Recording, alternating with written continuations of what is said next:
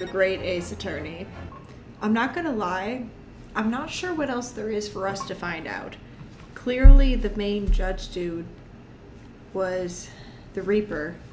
And to be honest, he was also probably the professor. Because who else would it be? We don't know any other big baddies. So let's see. Oh, the doctor came back. And there is our favorite racist Edgeworth. So, witness, please state your name and occupation for the court. Boy. Hello. It froze up. Okay. Yuji Migatobo, lecturer in forensic medicine at the Imperial Yume University in Tokyo, Japan. And Professor Migatobo, the young lady beside you is... Ah, this is Dr. Maria Gori, Scotland Yard's practicing coroner, the daughter of Dr. Scythe, I understand. Yes, Dr. Scythe. I'm afraid I can't tell you why she's here. She just appeared. You summoned this strange Japanese man as a witness to that autopsy, but you don't summon Mama. That makes no sense. She was there too? That's about the size of it. I've had her eyes boring into the side of my cheek constantly, whilst I was in the antechamber too. Poor man, the idea of it's making me shudder. The revelations about Dr. Scythe that came to light some days ago defiled the reputation of the entire judiciary. She was therefore deemed unfit to appear as a witness in today's proceedings. The Ministry of Justice's decision on that is final. Well, we wouldn't want any more perjury to be committed, would we? Whoa, he lost his accent there, I'm sorry. The Ministry of Justice? Some questionable strings are being pulled, I think. I remember you, Dr. Migatoba. But I certainly never expected to be meeting you under these circumstances. Yes, it's been a long while, Lord Strongheart. The prosecution understands that you were a visiting student of forensic science in London until 10 days ago. That's right. I studied under Dr. Wilson at St. Sinners. So you were at present at the autopsy of my brother, Lord Clint Van Zeeks. I was, yes. I assisted Dr. Wilson with the entire procedure. Mama is far more skilled than any Japanese man. Well, Dr. Wilson asked me to be his primary assistant on that occasion. And this autopsy report was actually penned by you, I believe. I got really loud. Me. There we go. Yes, I noted all of the doctor's findings, and when we were done, he read through the document and signed it. Oh, Mama, as a secondary assistant, she would have had such a good view of all the innards. So, Professor, do you remember Inspector Gregson? Yes, of course. If it wasn't for his insistence, Lord Van Zeek's autopsy would never have happened. But he was absolutely convinced that it would reveal decisive evidence against Genshin, you see. So Lord Strongheart had to entreat the nobility to allow it to take place. Do correct me if I'm wrong, my lord. It was as a result of that autopsy that a mass murderer was apprehended and justice was done. But Gregson admitted it before he was killed. Okay, now it's really quiet. There you go. He admitted that the results of the autopsy were fabricated. You were there at the time, so you must testify. You have an obligation to tell the truth about what really went on. Absolutely. That's precisely why I'm here. And that's why I'm here too. Very well then. You will give your formal testimony now, witness. But before you begin, a word of warning. Oh, you will state truthfully and accurately what you saw and what you heard at the time. I wouldn't dream of doing otherwise, my lord. The moment your testimony verges on supposition, I will expel you from my courtroom. Remember that.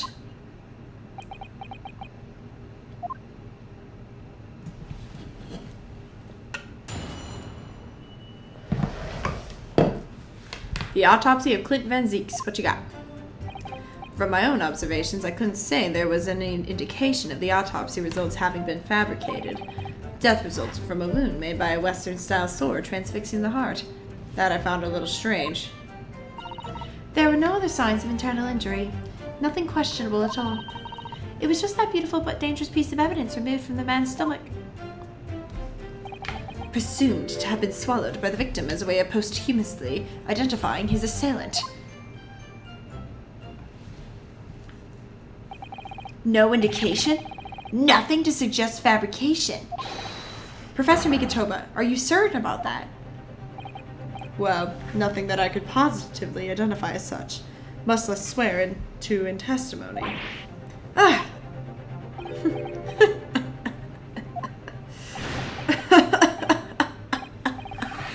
Well, that clears things up nicely. The only fabrication here, Asagi, has come from you. What? You claim the inspector confessed just before his death, but that is the fabrication. No, he freely acknowledged it. I swear he did. Freely? With the tip of the sword at his throat. The man was clearly at his wit's end. The court will give no credence to this confession that was uttered in obvious desperation. Quite simply, there was nothing questionable about the investigation of Lord Clint Van Zeek's death. And with this testimony we have, without question, uncovered the whole truth of the matter. But we haven't cross-examined yet. If I may, my lord. There was most certainly something questionable about it, and the whole truth does rather elude us, I feel. I beg your pardon? Well, you're obviously aware of the facts of the case. All 4 of the professor's previous victims died when an enormous beast was set upon them that ripped out their throats. Oh, such horrifying crimes. But curiously, the killer's last victim, Lord Clint Van Zeek, suffered a different fate. Yes, you're right. He was stabbed through the heart with a sword. That's enough. I believe I warned you about this, witness. I promised to curtail your testimony as soon as it entered the realms of supposition or speculation. Very well, my lord. In that case, the defense will pursue a conclusion to this during the cross-examination. What? I have the right to cross-examine every witness after testimony. And I fully intend to exercise that right. Ryunosuke, I'm afraid that even the presiding judge has no authority to contravene the letter of the law, as I'm sure every member of the judiciary present at the gallery would agree.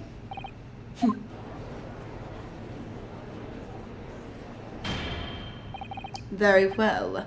You may begin, counsel. However, the moment your argument strays from the established facts, I will not hesitate to bring the cross-examination to an end. Proceed with caution. Yes, my lord.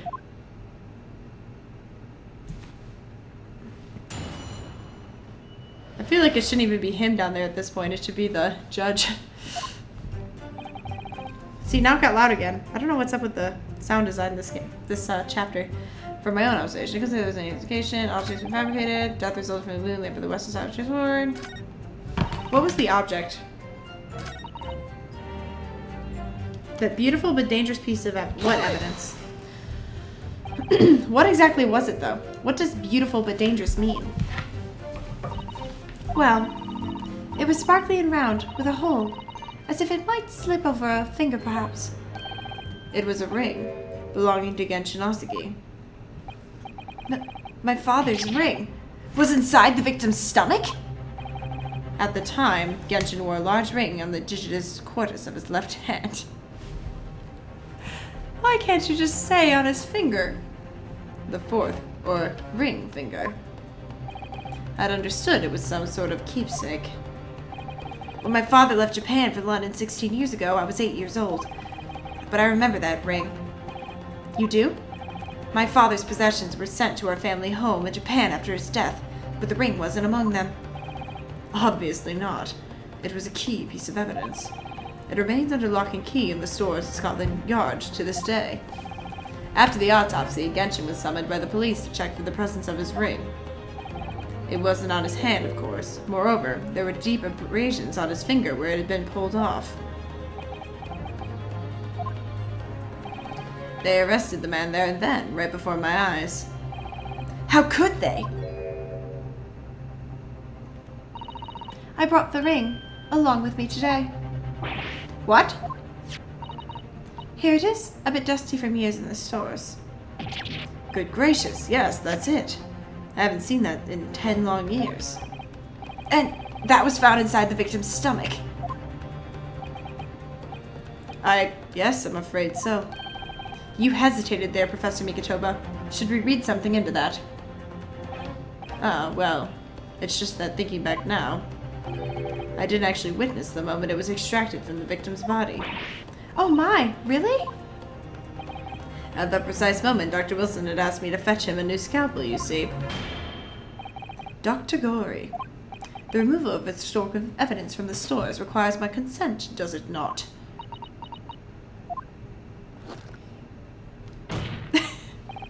However it came to be here, the court cannot deny that this is crucial evidence for today's proceedings. Very well, you may submit it. Nice.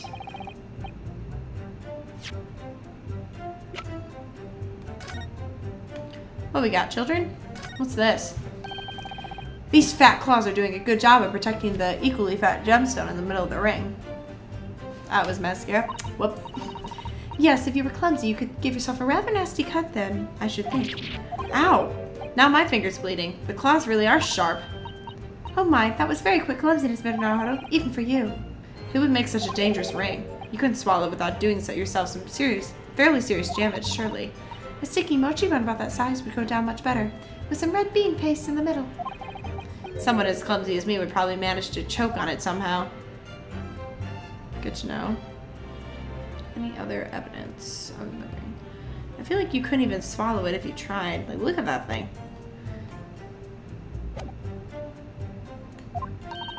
We must examine it very carefully, Mr. Naruhodo. Very carefully indeed. Is there more? Let me save. Since I tend to get a little bit, what's the word? Impulsive when it comes to presenting evidence a little early. How would you swallow this? Objection! No? It does! How in the world are you gonna swallow that thing? I guess some people like eat glass, so maybe it was just a special breed. Hold it! And that was the decisive piece of evidence that led to Ryunosuke's arrest? Correct. After further investigations by Scotland Yard, the man admitted to his crimes. That's a lie! My father was no killer! Barak Van Zieks, it was you! You twisted the truth to suit your purposes. Your hatred of me doesn't change the facts that were established 10 years ago. My brother Clint had closed in on the professor. In the end, he exposed the man and put a stop to his lethal rampage. In the way only a man of my brother's caliber could. We just have to figure out how we're going to prove it. That's everything, is it? Poor father. He looks so troubled. Perhaps because 10 years ago something happened that's been weighing on his mind. Okay, one sec. Is there anything else I can... Okay, there's nothing else I can examine. It's really it. Every now and then there's like something and I'm like stupid and miss it. Okay, I don't see anything. Oh? I couldn't say were his words. That phrasing was very deliberate. I wonder if he's had his suspicions all these years. If that's the case, we need to use the cross-examination to prove what really happened and remove any trace of doubt. If we could establish that Katsuma-sama's claim of fabricated evidence was true. We can't shy away from this now. Even if what we might uncover could lead to a total calamity. Don't worry, Mr. Naruhodo. I'll be right beside you, whatever may happen. Hold it! You couldn't say? No, sadly not. But then you couldn't say there wasn't any indication either, could you? No, true, I couldn't. As the doctor was inside as he performed the procedure, recording what he did. But at times, of course, he instructed me to fetch implements and such like. Whilst I was away from the operating table, obviously I could have missed something. And at those times, what was the secondary assistant doing? Following this Japanese man's orders to adjust the lighting and pass some implements. But that doesn't mean Mama wasn't a vital part of the team. Quite, yes. So would you kindly refrain from staring at my cheeks like that? Professor Mikitoba, think! Was there nothing at all that seemed out of place to you? Well, yes, there was, as a matter of fact.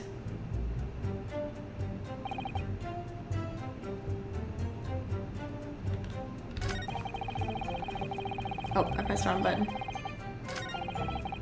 Hold it! May I just keep pressing? In all the previous 4 killings attributed to the professor, the victims were killed by an enormous dog, I believe. Their throats were, well, mauled? Correct. And yet Lord Van Zieks was stabbed. Ah, do you mean to say... You think Lord Van Zieks may not have in fact been one of the professor's victims? There is no basis on which to doubt the findings of the investigations carried out at the time.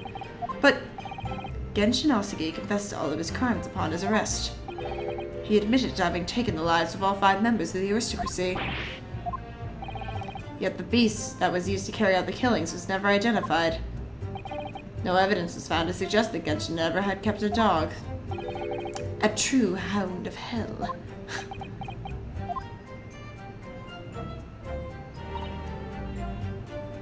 Hold it! But, you weren't actually present at the autopsy yourself, were you, Dr. Gory? Does that matter? Well, I just wonder how useful your testimony can be in that case, really. I mean, it would be different if your mother, Dr. Scythe, were in the stand, but... I've read all the paperwork about the case, and Mom has told me this story countless times. The statement I just made is exactly what's written in the autopsy report. I did confirm that myself at the time, it's true. Besides the stab wound, there were no other signs of internal trauma. I see. Mama told me all about it. Oh? She said there was nothing of note internally. But they did find an amazing piece of evidence. Something unbelievable. Unbelievable? What do you mean? Come on, Dr. Gory. What was it?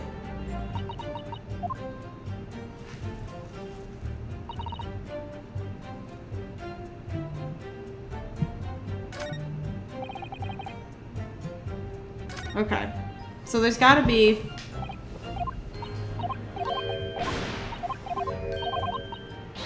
Okay.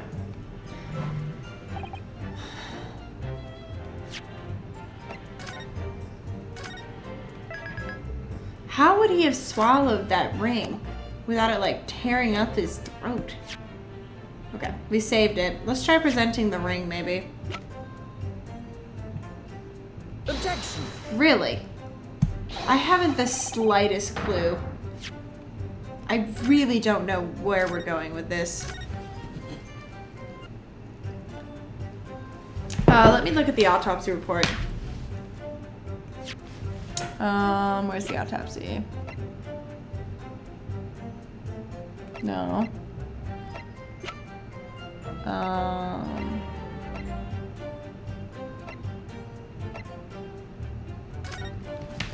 33, time of death, 9 p.m. at midnight. Death from a single stab wound to the heart. Other superficial external wounds indicated. Oh! That was easy. I just hadn't read it in a while. Okay, death of the wound. There are no other signs of internal injury, nothing question at all. So we need to present the autopsy report, maybe?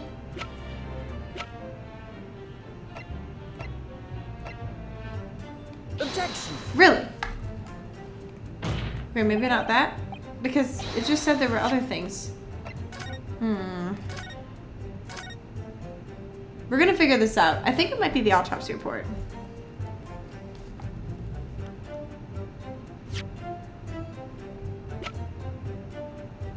Just present the autopsy. Objection! Nope. I'm gonna keep trying. I want to figure this out. I'm sick of having to look things up. I would have lost 10 times by now.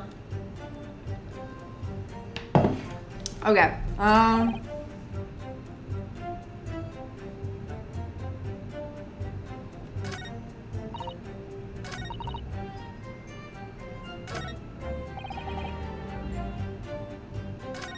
Oh, I pressed the wrong way.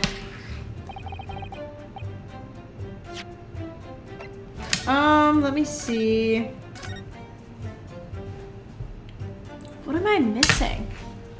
They couldn't say any other evidence. We have the ring. Not that.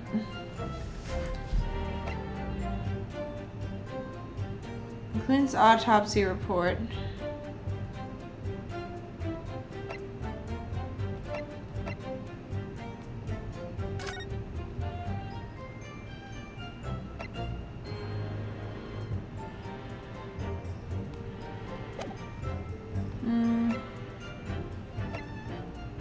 I don't think I can use any of this stuff. Just double checking.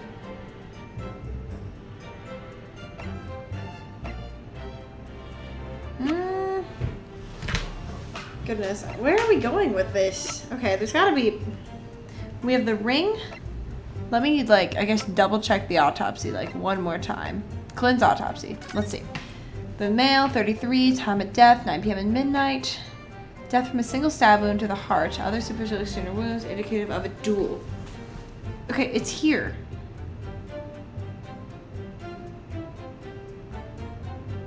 Like, there's so much here.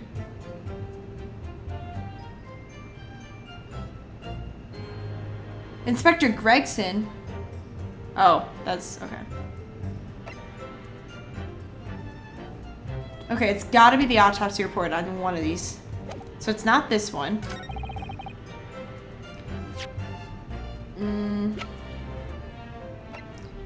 Autopsy on this.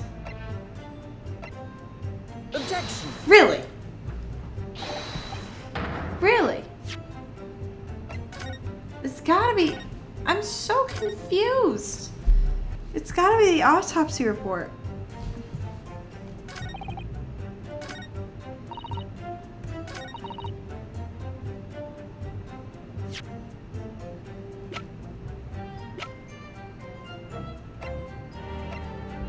Objection. Okay, guys, I might have to look this up. I haven't the slightest clue. What's the last part I haven't... Oh, I guess maybe the end with Van Karma. Goodness, Van Zeeks. Okay. Alright, last part. Because they had a duel. Objection. Really? Alright, guys, hold on. I'm looking this up. I give up. I give up. I'm done. I'm done. Okay, I just presented the ring on the wrong statement. I have to present the ring on statement 3, it says. Goodness me, my bad.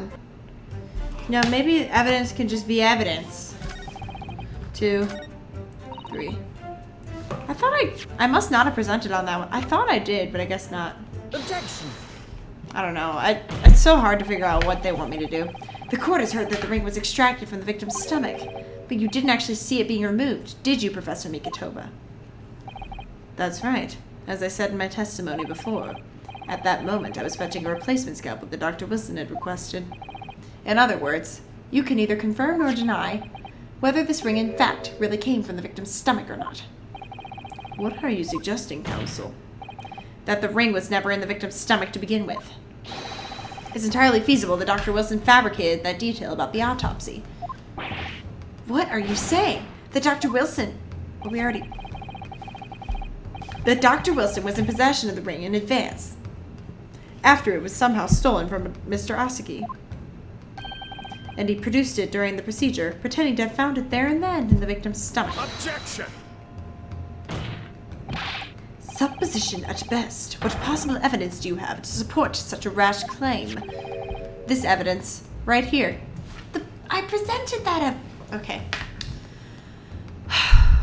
It's fine. That's the autopsy report. I tried to present that, but they wouldn't let me. It's explicit in that report, Counsel. Other than the ring, nothing unusual is noted internally. I'm not sure how you intend to prove your point. We've already done it for me, my lord. The lack of internal injury says it all. What?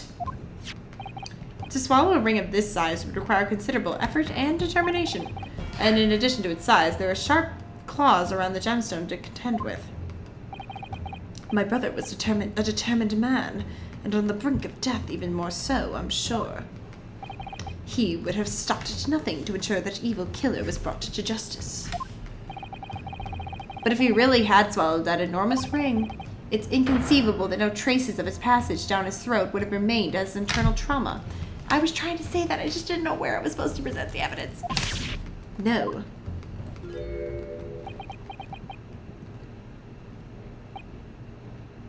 And there you've arrived at the sticking point. That's precisely why I had my doubts about the findings myself 10 years ago. Then why didn't you say something at the time? That's a very good question. I did. I still remember the conversation I had with Dr. Wilson in the laboratory that day.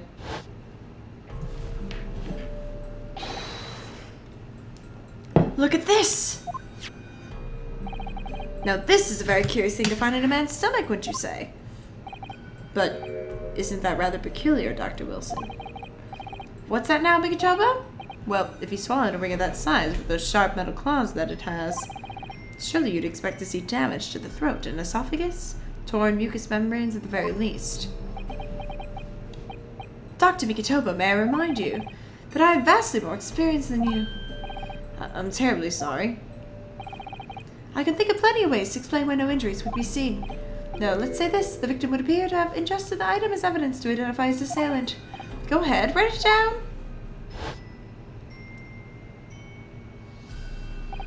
So I was right. Dr. Wilson deliberately fabricated the results of the autopsy to implicate my father.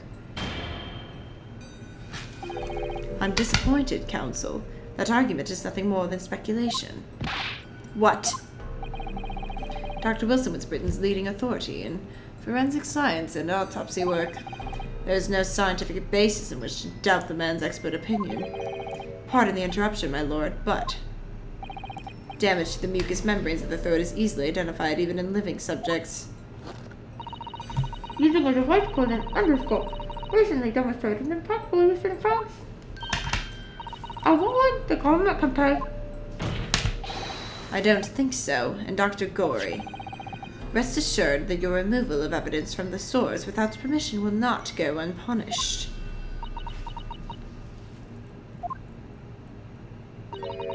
We opened up the dead to find the truth. I beg your pardon? But Mama, she chose to stitch her corpses up, with all her secrets inside. That's wrong. Dr. Gorey, it's looking as though she's chosen to walk a different path than her mama. Well, duh. Pray forgive the discourtesy. Yes, the ring. What about the ring? I've just remembered something. An earlier incident. What incident? The one I recounted to you before, about a memory I have of Genshin Osugi saving my life. What? My father saved your life? It was 10 years ago on a foggy night. Genshin and I were walking down some back streets at a late hour. I forgot about this. All of a sudden... Don't make a peep, you're coming with us! All of our assailants were armed with pistols, their faces obscured by scarves. The next thing I knew, there was silence all around. Genshin lay on the cobbled street. Blood was seeping from his left hand. He'd shielded me. It was on the ring finger of his left hand that he used to wear that ring. Are you saying... I've always believed those thugs were after me. But now I'm starting to question if perhaps I wasn't the intended target after all. But wait, but... Genshin was arrested 2 days after that attack, and in that short interval, the decisive evidence needed to indict him was miraculously found. You mean the ring was stolen from him? You think that's what those thugs were after that night? Yo. Again, I already knew this would kind of be what happened, but... Calm down, Junior. You pathetic coward. You expect me to believe that you weren't involved? What do you mean by that? It was you, wasn't it? You're the one who took it. You stole my father's ring. You set the whole thing up so you could pay the... Katsuma. Open your eyes. Ryunosuke. Okay, I always mess that up. You must know deep down. The truth can be completely obscured even when your judgment is only slightly clouded. But at the moment, you seem to be floundering through a dense fog. Is that why you were so insistent I should be present in this trial? To see you like this?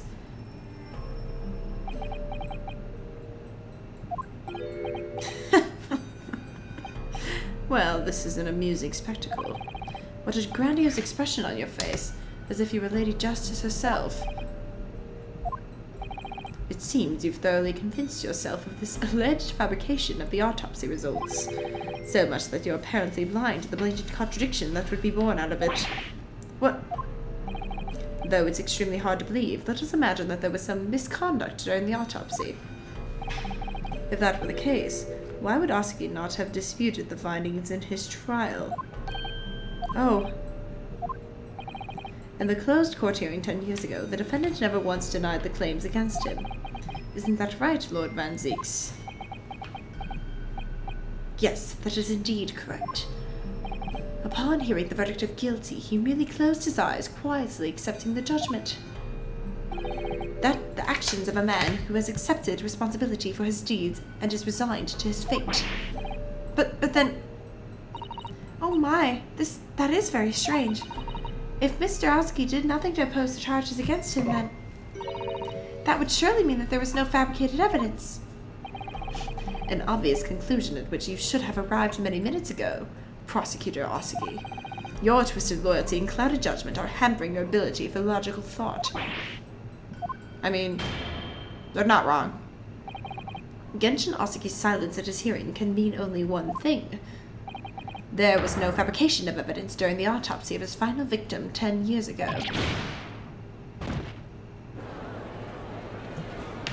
The silence is weird. Probably just scared for his family.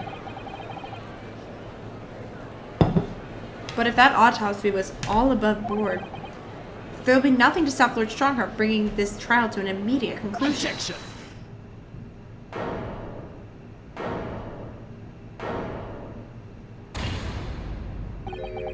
Thank you, Ryunosuke. If it wasn't for your frank words just now, this trial may well have ended prematurely.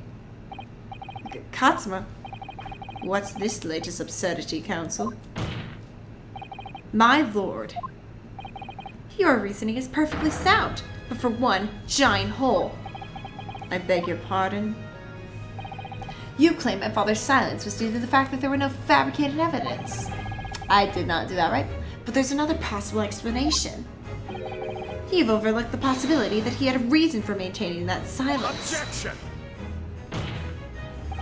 Silence that would lead him to being convicted and sent to his death. If that autopsy results were an invention, there's no conceivable reason why the man wouldn't have protested. Objection.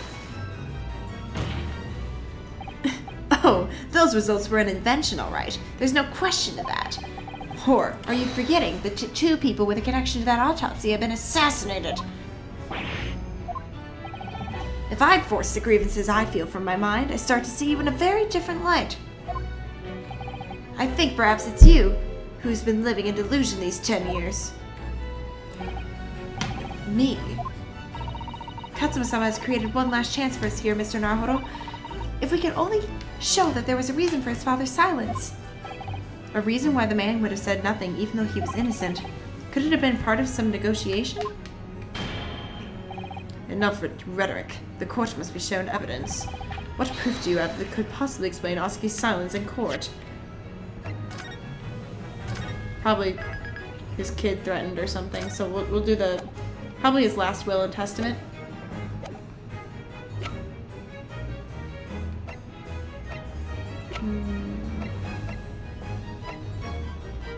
Take that!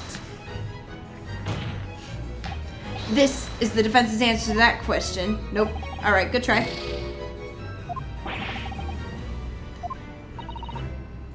Knew the evidence being used. I thought maybe just because, like, his son is threatened. So, for right about this, there must be a strong reason for his silence. Well, then, perhaps he was saying nothing in exchange for some sort of clemency? That could be it. Oh, because... Oh. Well, they got him out of...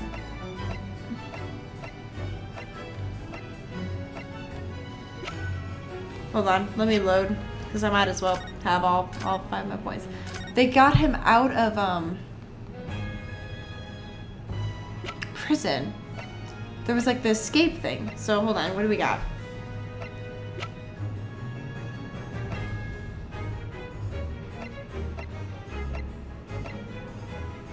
Okay, this is all, like, old stuff, old stuff, old stuff, old stuff, old stuff.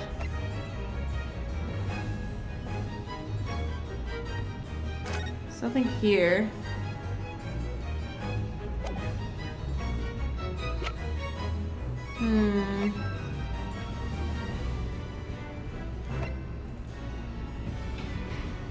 Okay.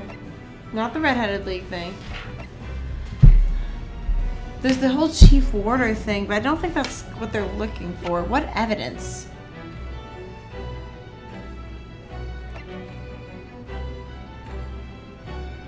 I don't know.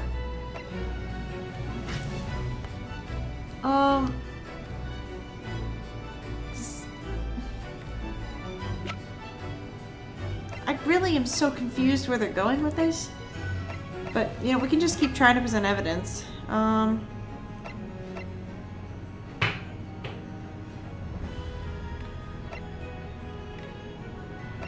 Let's try the sword. Take that! Nope. Okay. We're just gonna keep trying stuff. We might as well at this point, and then I get to be surprised when they explain it to me. I'm so confused. Take that! Okay. Okay. I was right. I should have presented that first. Okay.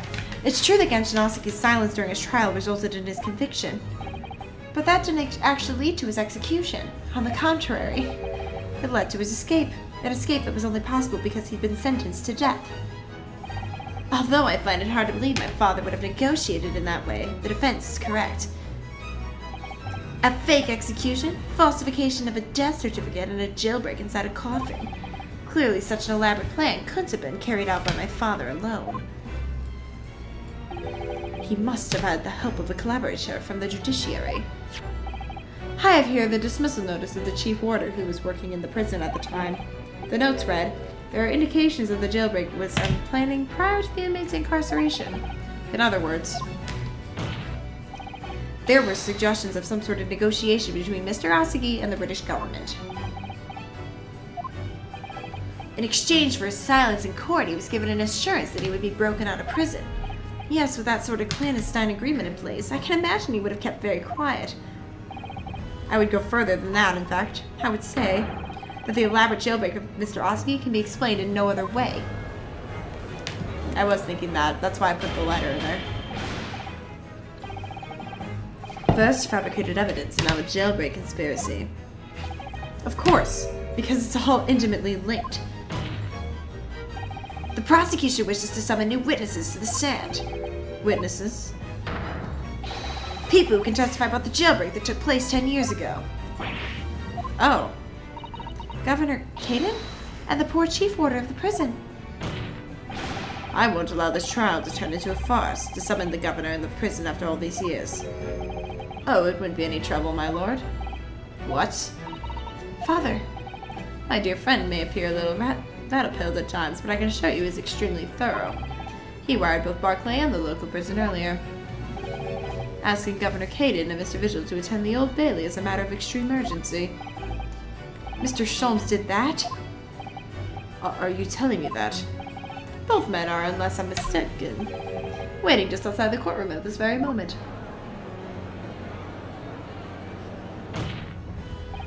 My lord, you must permit this trial to proceed as you declared at its outset. You promised that we would stop at nothing to uncover the whole truth behind these disturbing findings. Very well. Bring in the witnesses. Make no mistake, I too would like nothing more than to lay this business to rest once and for all.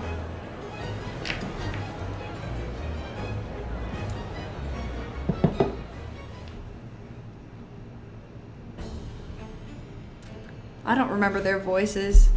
I love that he's just there the whole time. Would the new witnesses state their names and occupations for the court, please? Aye, by Caden, Governor of Barclay Prison. Everyone calls me Gossip. I shall jaunt you little tidbits about... Your other persona, if you don't mind. Oh, I do beg your pardon, of course.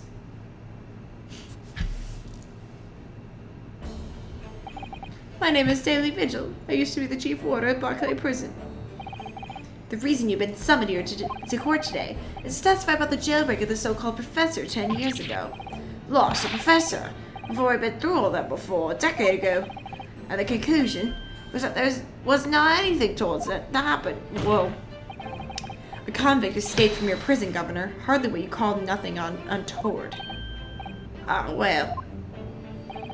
The convict's death certificate was somehow falsified after he was allegedly executed, and he escaped the prison inside of his own coffin. A plan of that complexity could never have been carried out without the help of somebody of influence inside the prison.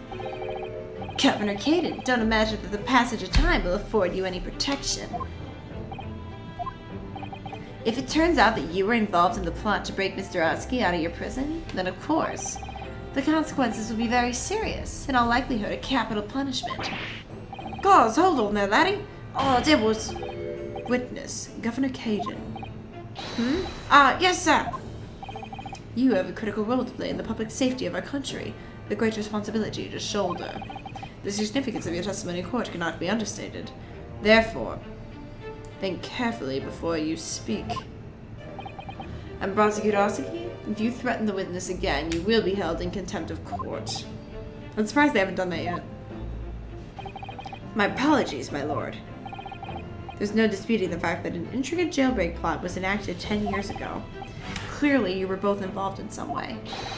So you will testify before the court now and explain exactly what took place. Very well. Let the witnesses give their formal testimony. Tell the court everything you know of the plot to break Oski out of Barclay 10 years ago.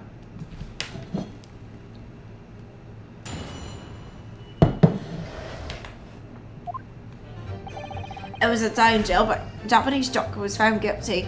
The director came from the prosecutor's office. I signed the convict, the chief warder vigil here, and put the plan into action behind the scenes. I was responsible for Oski right up to the night of his execution, but I knew nothing of any plot. I didn't care if there was some negotiations to the convict at prosecutor's office. All I did was carry out my duty. Well, my duty. Her Majesty's Great British Empire. A directive from the prosecutor's office? Are you saying that that was the jailbreak plot? Aye, that's right. Who sent it? Who authorized that plan? I didn't get that. You're saying you don't know? Listen, there was not anything about that professor case that was not unusual in some way. I didn't ask any questions. I did what I was told to do. More than that, I couldn't tell you. I see. But if the jailbreak originated from the prosecutor's office, then one thing is very clear. As suspected, there were clandestine dealings going on between Mr. Oski and that office. The jailbreak was promised in exchange for Mr. Oski admitting to crimes he didn't commit.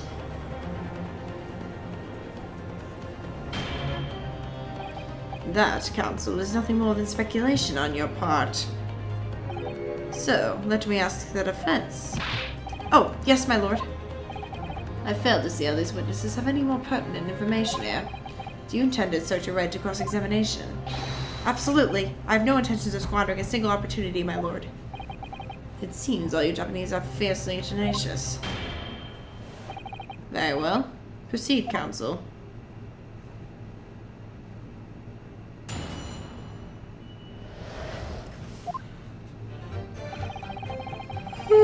Okay.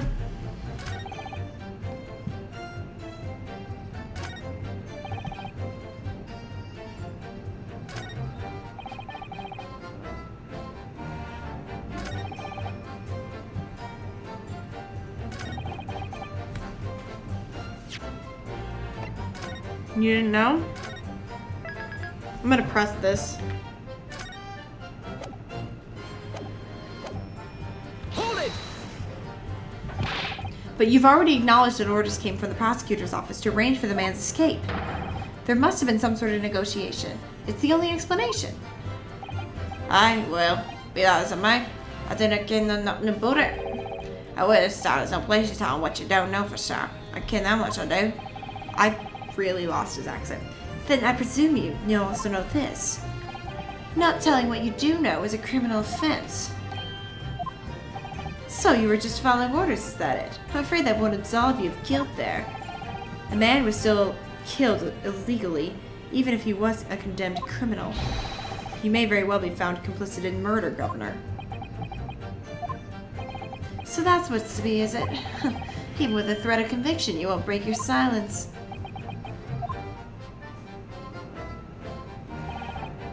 Hold it! Did you carry out the plan in its entirety? Aye, I did everything I could at the time. As you know, Genshin Asagi was shot dead in Lowgate Cemetery after the escape. Tell me, was that part of the plan too? My instructions were to do with getting the jock out of the jail and nothing more. I can't tell you anything about what happened after that, only, personally, I believe this death was the last part of the plan. Excuse me. Mr. Vigil, is something wrong? This poor dude. Ah! Yes, sir, what can I do for you, sir? He's saluting now? What is it, some sort of Barclay convention? Did it bring something to mind, perhaps?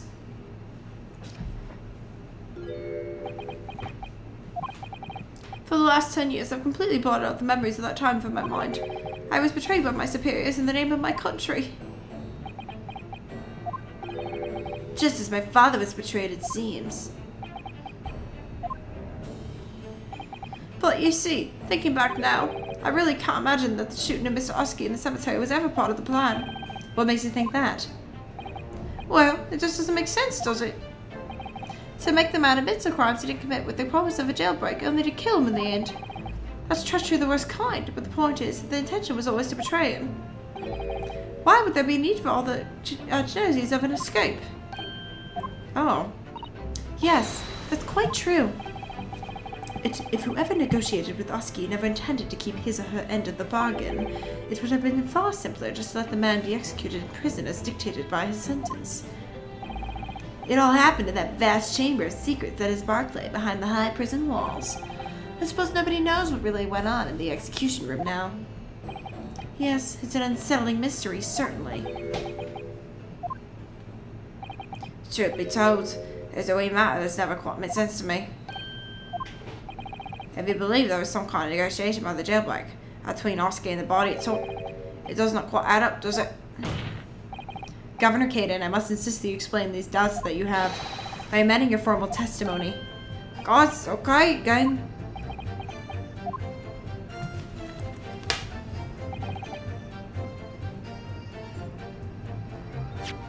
Nothing to bargain with. Nothing to bargain with? What do you mean by that?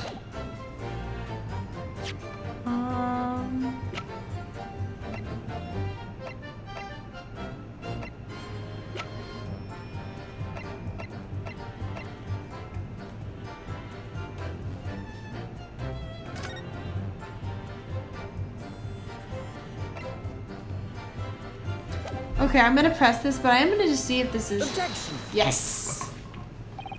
Confessing under oath to murders he didn't commit on a verbal assurance of later being broken out of prison?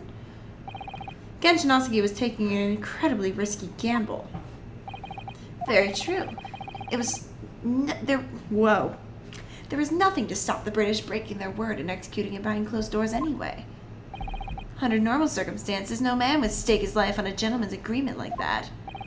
Which means that Mr. Oski must have had a trump card.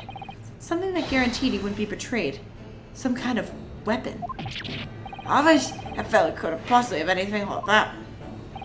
But you know that he did, Governor. The Oski papers, the name given to the last will and testament of Genshin Oski.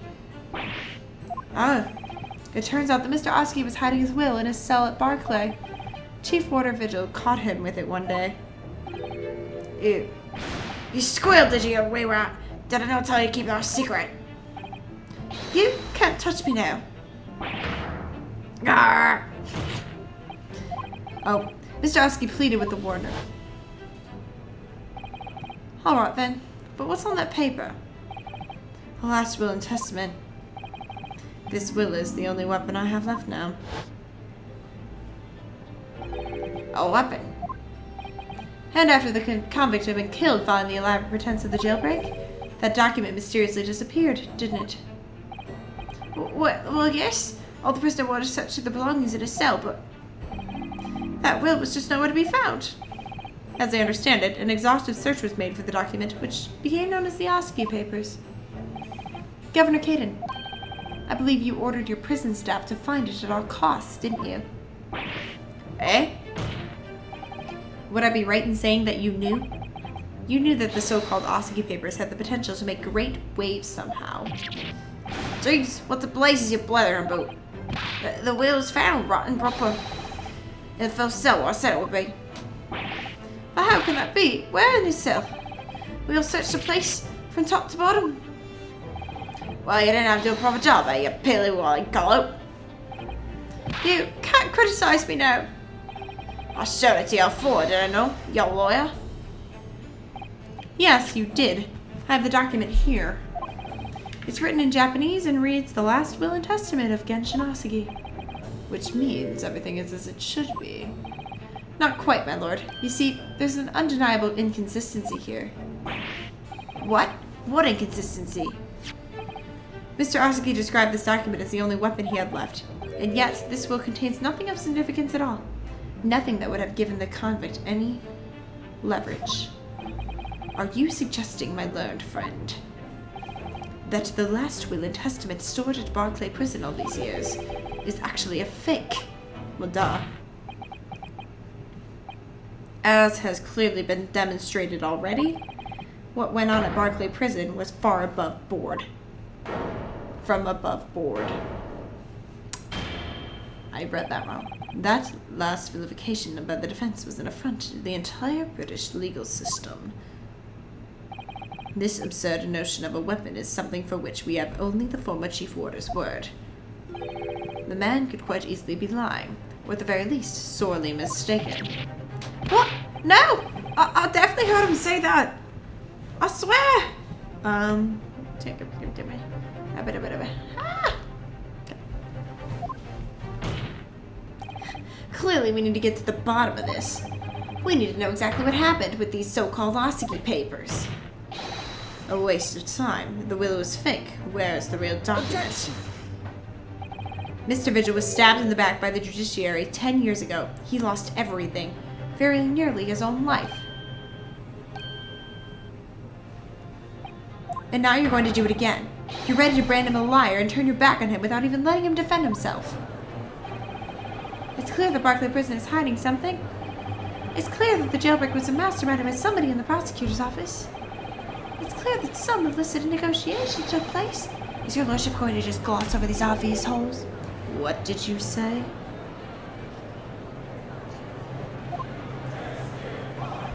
Testify! Testify! Testify! We love it. We love it. We love it. We love it. We love it. It would seem that a vocal few here are utterly blind to the truth. Very well then. Let the witness testify again. Tell the court precisely what you think you saw of the last convict's last will and testament. Yes, sir, my lord.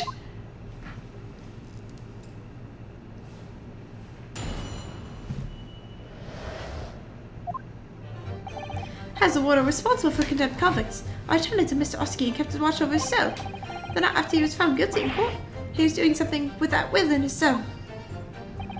We turned the cell inside out looking for it after the execution, but to no avail. I only found out about the Oski papers when a director came telling me to impound them. The document was in folds of the fellow's robe that was left in his cell. A kimono, I think it's called. It is kimono. That's a lie. We searched every inch of the man's cell. We looked through his clothes. It can't be true. Well, you're not satisfied with calling me a liar once, eh? You wee waffinger. There's nothing you can do about it now. We don't have any holds over me anymore.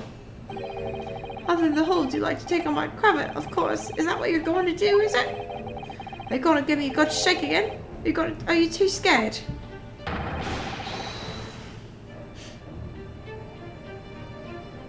Why was he shaking at him, waiting for it? Little and large, what a double act. We complied with Oski's will as far as was possible. All of his personal effects were delivered to his family home in Japan. As a courtesy to the land of the most notorious killer our country has ever seen. And we are much obliged. I can confirm that all my father's belongings arrived safely. Except for the ring. Aye, you can't deny that I've written this in your old man, eh? Yes, there's no mistaking that it's my father's brushwork. Really? And this last will and testament was the man's last weapon, was it? I think we can safely assume that the convict was merely prattling, knowing that his end was nigh.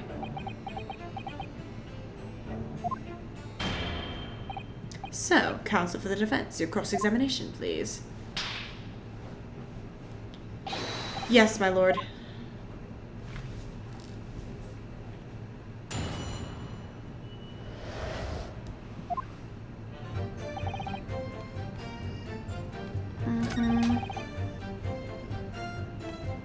What was he doing? Hold it!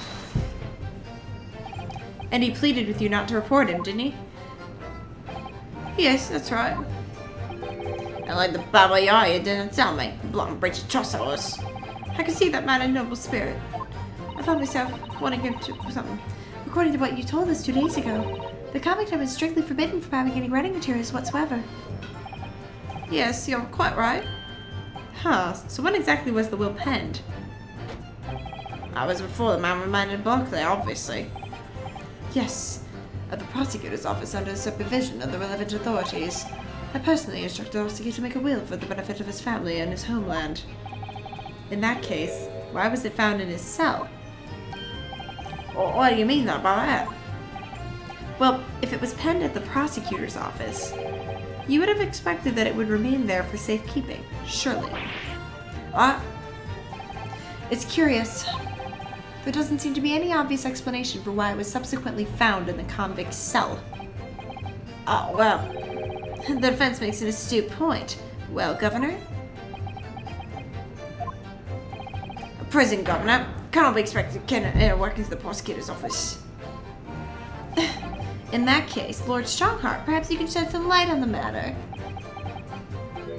I'm unable to offer an explanation here and now. I would have to consult with the notary responsible for the will at the time.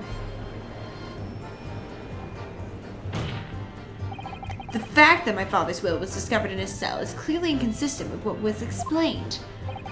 I want to know why. Another inexplicable mystery, then. Well, think about that will.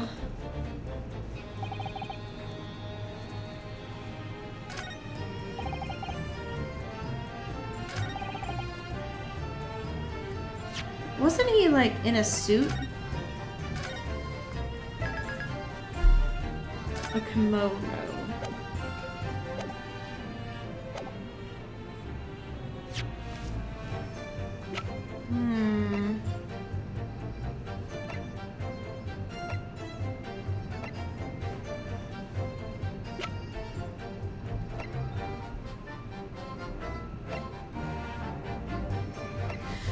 Lighthouse report, passport.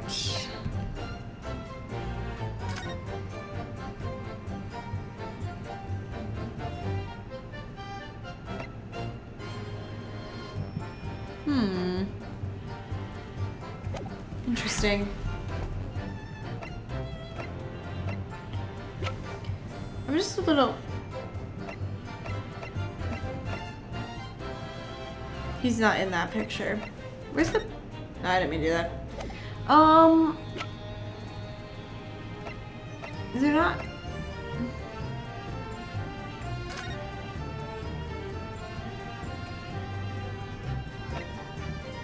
Aiding, abetting, escape person. Just prior to his execution. Additional things available to processing prior to his execution. Legally engage some sort of negotiation, present for discussions. Full disclosure. Okay. I'm just.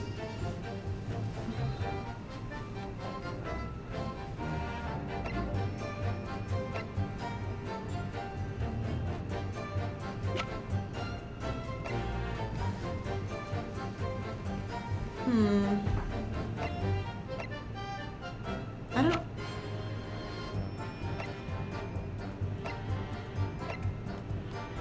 Objection! Nope. Okay. We're gonna keep trying things.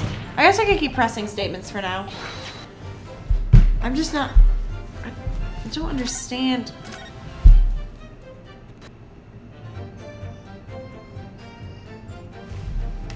Hold it! We'll just press the statement for now. In Mr. Atsuki's kimono? Aye, I won his involvement when he was locked up.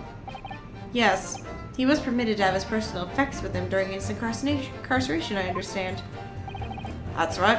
He's got as much freedom as possible during the few days before his execution. Indeed, he had a number of items of personal significance, I remember. He was very reluctant to part with them. Some books, that kimono, his sword. His sword? Kurama, the famous sword of the Atsuki clan, that bears the soul of my family. I don't doubt it, but I wasn't really getting at that. Forget it being the soul of the clan. Could the man have been had any more obvious weapon? Have some respect, Ryunosuke. Respectful silence. The warders carry firearms at all times. The inmates have shackles around their ankles. He couldn't have hurt anybody with that thing. Still, he was allowed a sword with no writing materials? Aye. He wrote that will before he came to stay with us at Bokutai, you see. Dr. Mikotoba was asked to bring the necessary Japanese writing implements to the prosecutor's office. A scissory inkstone, black cement ink, and some hanshi rice paper, no doubt. I was present when he wrote it. I'm sorry to say, the letters just looked like scrubbing message up black earthworms to me. Excuse me! So I was supposed to press. Are you feeling faint, Mr. Vigil? Mr. Vigil. Sir, it was scarlet, sir. What? Oh, I'm terribly sorry. I didn't mean to blurt out like that.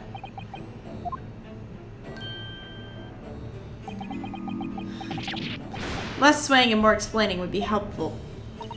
Is it something about the testimony we just heard? Have you recalled something of importance?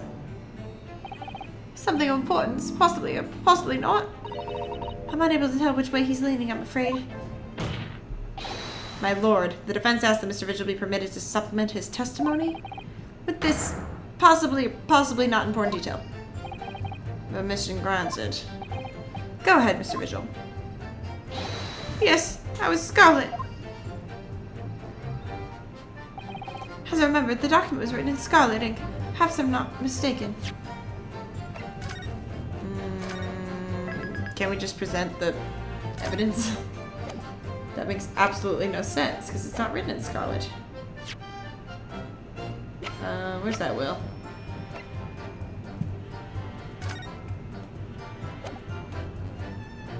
Objection! Wait, but it doesn't say scarlet. What? Yeah, it is questionable. It's not scarlet. Am I crazy? Okay, maybe I'll just press the statement first. Hold it! Scarlet, you say? Well, yes. I mean, I only caught sight of it before a brief moment, of course. But even by the dim light of the cell, I remember thinking that it was an unusual color. At the very least, I'm quite sure it wasn't black. Witness.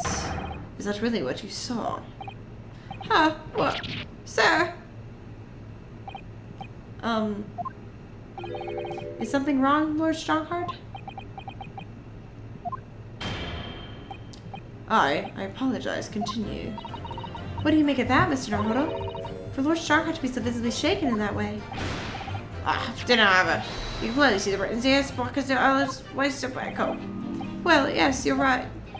Mr. Vigil, I'd like to confirm one point with you. Did you actually see the content of the document that Mr. Oski was holding that night? Oh, well, no. I mean, there was no time. As soon as he noticed me there, he hit upon his back. But it was definitely a will, was it? Yes, it was. That's what Mr. Oski told me. The court need waste no further time on this matter. We have the will in question in our possession. There's nothing more to add. A will written in scarlet ink. What did Mr. Vigil really see Katsuma's father holding, I wonder? If you have an inkling, Mr. Naruhodo, you must present it to the court at once. Okay, so I have to skip ahead. Definitely needed to press first. I never would have. Okay. Scarlet ink, scarlet ink, scarlet ink, scarlet ink. So...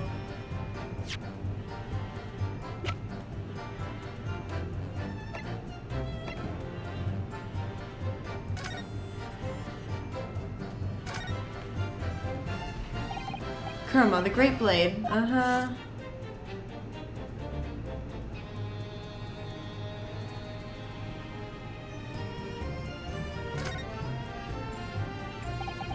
The tip of the great sword broken. It's such a shame. It's been so meticulously cared for.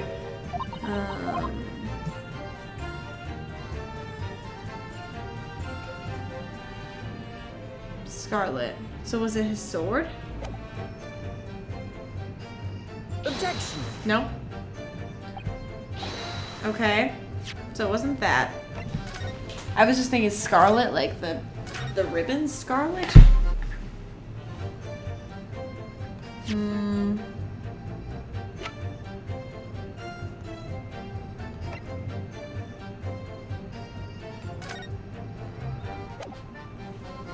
It's black and white. Got the sword.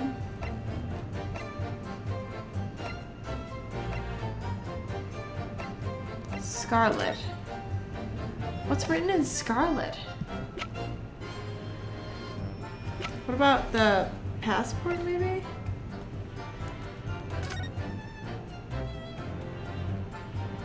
I just want to see something. Okay, that's not scarlet. Anything else that's written in scarlet?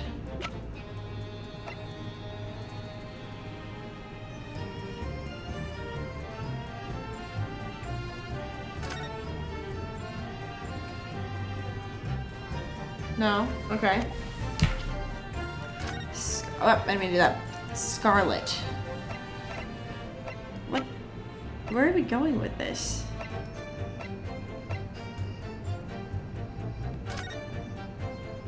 Okay, that's black and white.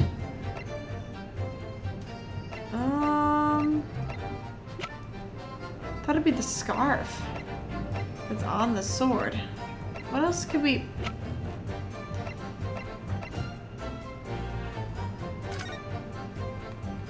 Written in scarlet. So blood, maybe. Redhead? The redhead thing? I actually have no idea. It's not the sword?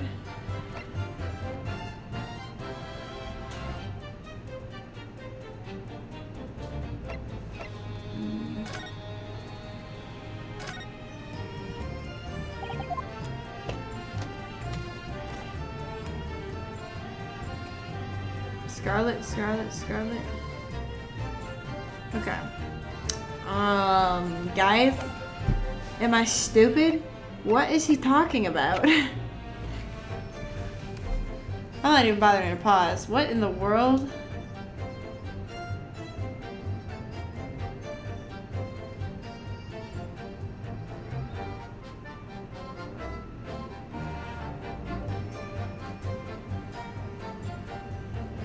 Okay.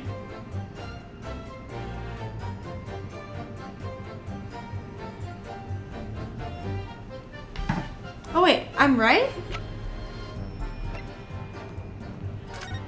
Wait, I was right? I was gonna present this, but I'm like...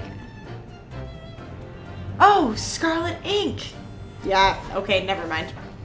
I wouldn't have remembered that. Yeah, I would not have remembered that. You really gotta pay attention, man. Okay. Scarlet colored writing is what you said you thought you saw, Mr. Vigil. And I believe that's exactly what you did see. What? Others again? You have no evidence to say that. Have a look at this report. That's my brother's autopsy report. Yes, there's something in here that's bothered me since I first read it. It states that scarlet-colored ink stains were noted on the fingers of the victim's right hand. Yes, so it does. Scarlet ink? Now, I'm not familiar with the habits of the British aristocracy, I freely admit. But I would hazard a guess that they don't all go around with ink stains on their fingertips, do they? Your wit is not appreciated. My brother was a well-bred and fastidious man. Should ink have sullied his fingertips, he would have cleaned them immediately. What is your point? What is your point, counsel? I mixed him up with the judge. My point is this. Whatever Lord Clint Van Zeeks was writing in that unusually colored ink, it must have been directly before his death, because he died before he had the opportunity to clean his hand. What? I remember something that troubled me at the time. At the scene, the lid of my brother's inkwell was open. Oh? I hope his brother wasn't the professor. But Clint was punctilious about such things. It seemed unusual. And no document penned in the color of the ink that was in the inkwell was ever found. Yeah, it's probably like the evil judge dude is the professor and the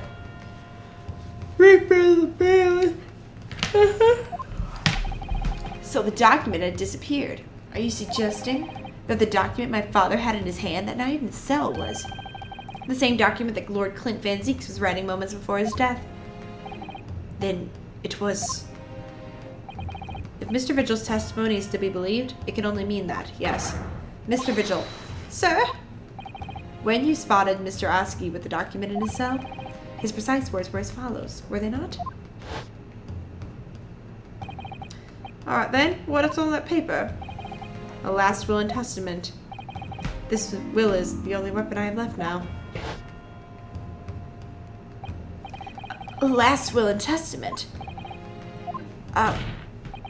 If the conversation really did go as Mr. Vigil says, then what we now know completely changes the meaning of what Mr. Oski said. You really think? Mr. Vigil did indeed see the convict with a will, but it wasn't that of Genshin Osugi. It was the last will and testament of Lord Clint Van Zeeks. Ah. No. What? Objection! This is madness. My brother's last will and testament. Calm down, dude. That would mean that he had chosen to die. That is what it would mean, yes. No, impossible. That is utterly out of the question.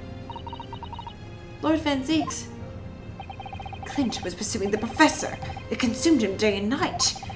Whatever happened, he would never have abandoned his investigation before its conclusion. Never. He wouldn't rest until the job was done, until the killer was caught. The idea that he would be willingly accept his own death is obscene. Objection! And yet, we can be sure that he was writing his will moments before his death. And that Genshin Osugi came to be in possession of that document. So what could the will possibly have contained? Clearly something that couldn't be made public under any circumstances whatsoever. Because armed with that document, my father was able to negotiate with the judiciary for his life. It was something so jarring that it prompted the powers to enact that daring jailbreak plot. Yes, there can be no question that the will contained information of the utmost secrecy. Information of the utmost secrecy? No, it couldn't be. Is it gonna be him? That would... Look at the poor racist baby. He can't take it.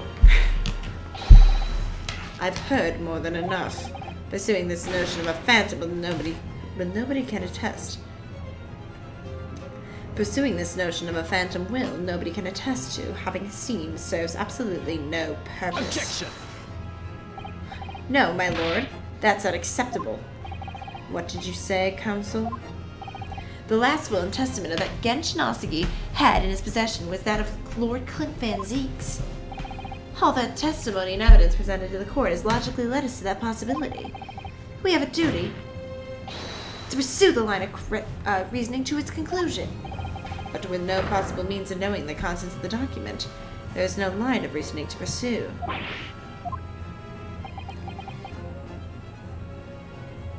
Is he okay? Pull that rabbit ear. A reason why Lord Clint Van Zeeks, a man of high noble standing, would have chosen death. Oh no. Information so secret, people in the judiciary would be willing to negotiate the jailbreak of a condemned killer. The only explanation that fits...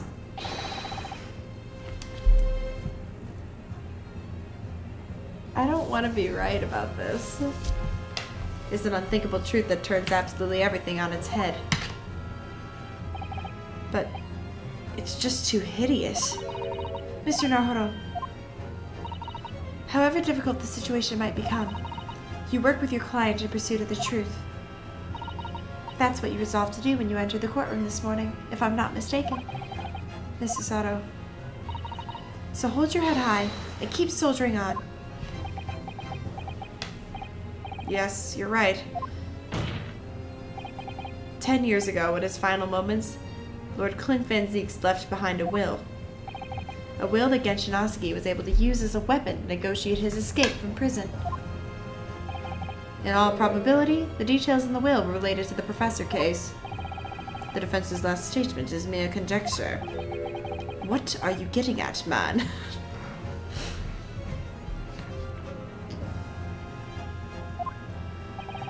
Ryunosuke!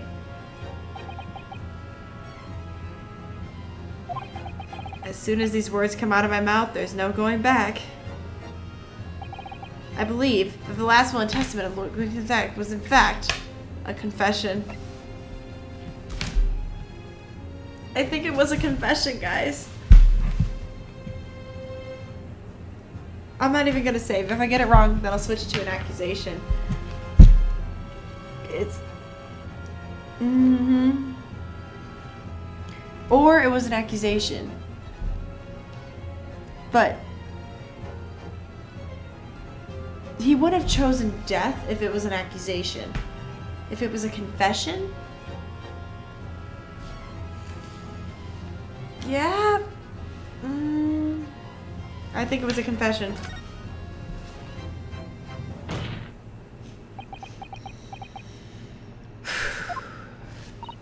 You can do this, Mr. Naruhodo. I believe that what Lord Clint Van Zeeks actually penned that day was a confession. A confession? Regarding the mass murderer known as the Professor, and as a true identity. Objection! Enough, counsel. Enough. What are you saying? Do you even realize? A confession about the true identity of the Professor. That would mean...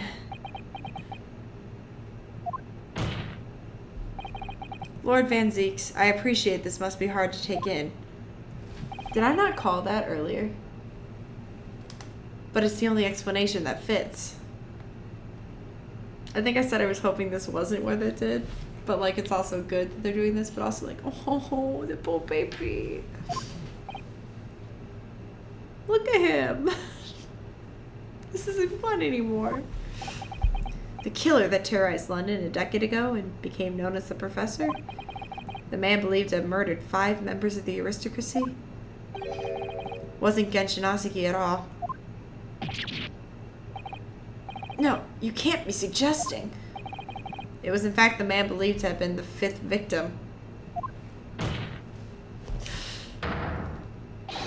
Lord Clint Van Zieks himself.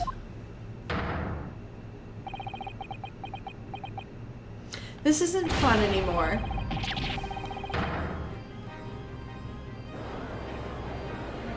Look at him! It's finally open, is it? Pandora's box. Look at the poor baby! The great Van Zieks family, they've been thoroughbreds of the Lord Clint Van Zieks. He was a paragon of justice in the capital, but he was actually a mass murderer? A perpetrator of atrocities of the vilest nature? If the general public ever found out, law and order of this country would be finished. Look at the baby! My brother. Oh, this is too awful. I agree with Susanoo. Let's just go get some cookies. At least have a little water left. This isn't even fun anymore, man. Poor Lord Van Zieks. I wonder, though, did he never suspect Mr. Naruhodo? Lord Berg Van Zieks is a brilliant prosecutor. Is it conceivable that he didn't realize what his older brother really was? I don't think he knew. No. Order. Order in the court. Lord Van Zieks.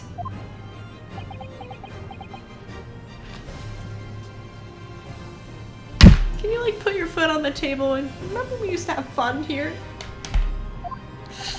The professor made use of an enormous hound as his murder weapon. Tell me, did your brother own a dog? Yes, he did. Altmug. He was a well-known hunting dog. People called him a giant. I don't believe this. When my brother would go hunting in the forest, the grounds behind the house, he always took Balmug. After Clint's death, the creature passed away too, almost as if he were following his master. He was a magnificent hunting dog, worthy of the jewel-studded collar around his neck. A jewel-studded collar. That's right, though sadly, some years ago now it was stolen by a thief who broke into the house one night. That's what the item was? Wait, so Sholmes knows.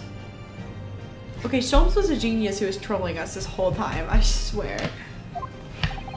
A jewel-studded collar stolen by a thief. It so happens that myself and my colleagues have come across such a collar during our time in London. How could you? There was an old emblem attached to the collar too, made of pure gold. It was topped with a small crown and bore an ornate capital letter B. What? An emblem bearing the initial B? Oh my, you know it? It's the insignia of the Baskerville family. What? The Baskerville? Why is that name coming up now? Baskerville is the family name of my late brother's widow.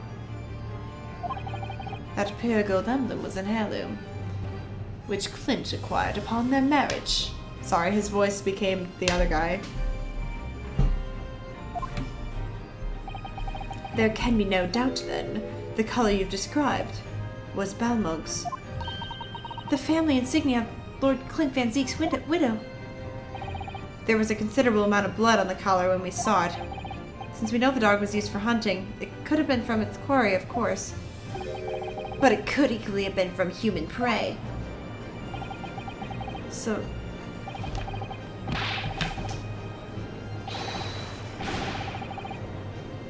Not the Japanese making things up.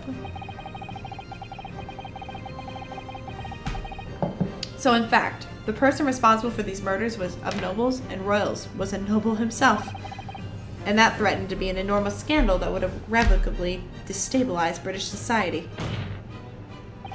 My father knew that, and was using it to negotiate his way out of the most unjust charges brought against him. But at the very last hour, those he bargained with betrayed him, slaying him mercilessly on foreign soil.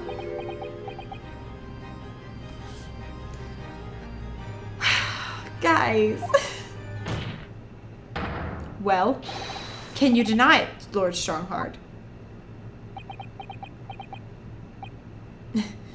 10 years have passed, and still now the 6 million inhabitants of our great capital rest easy, believing that justice was done. That though his anonymity remains, the diabolical murderer was caught and executed. Very well then, you may have the truth.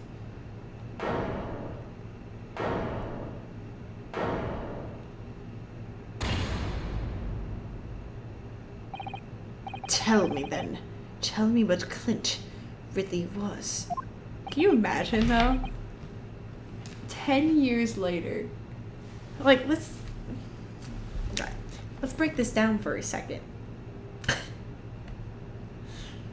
He thought his brother was killed by a Japanese man, and therefore decided, maybe somewhat subconsciously, somewhat just made a choice to be racist against every single Japanese person he ever encountered from then on for 10 years. Not that they encountered him much, because there wasn't a whole lot of, like, cultural crossing, but still. Like, held this deep resentment for 10 years, thinking that his brother was murdered by this Japanese criminal who he also trusted. Only to find out that his brother was the serial killer. Whew. Lord Clint Van Zieks was too pure of heart. When he became a prosecutor and went in pursuit of the black roots of crime, he drove himself into a corner. He came to the uncomfortable realization that to fight the most fiendish of criminals requires one to be even more fiendish oneself.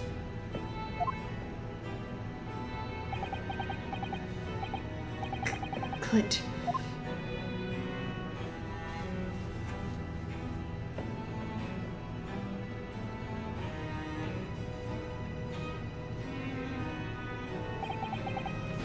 The 19th century was a truly miraculous 100 years for Great Britain, and indeed the whole world. New industry, new technology, and with the birth of the Metropolitan Police Service, new law and order. But these dazzling new developments meant even deeper shadows were cast on society. Water sullied by factories, air thick with noxious fumes and crime, growing daily to fill the darkness. Lord Clint Van Zieks made it his mission to combat that darkness. But as time went on, it slowly ate at his soul, until eventually he was consumed. So he became Deadpool, with a dog. Dogpool. It's ironic, really, and somewhat surprising, that the truth is once again been unearthed by a Japanese. Once again? What do you mean? 10 years ago, your father, Ryunosuke, turned up at my office one night.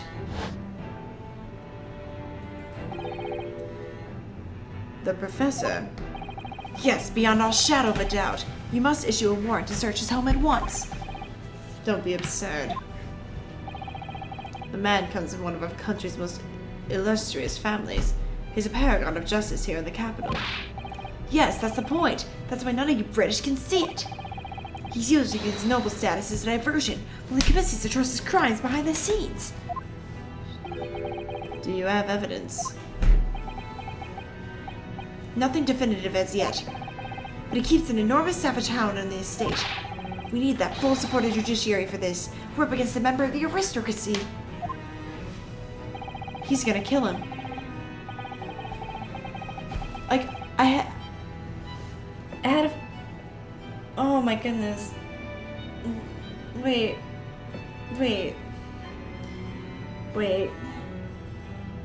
Okay. Wait, no, he doesn't kill. Well, he doesn't kill me. Okay. I'm just gonna keep reading. So, a large family estate is a fierce guard dog. You should know that's commonplace here in Britain. I'm sorry, but I can't possibly put Scotland Yard onto this based on the tenuous accusation of a visiting student.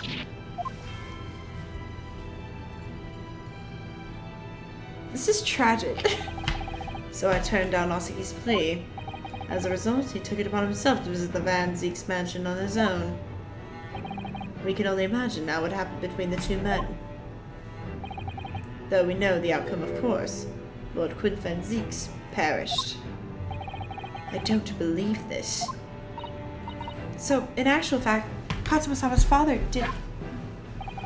He made the late Lord Van Zeeks meet the same fate. He put a permanent end to the professor killings. But did he?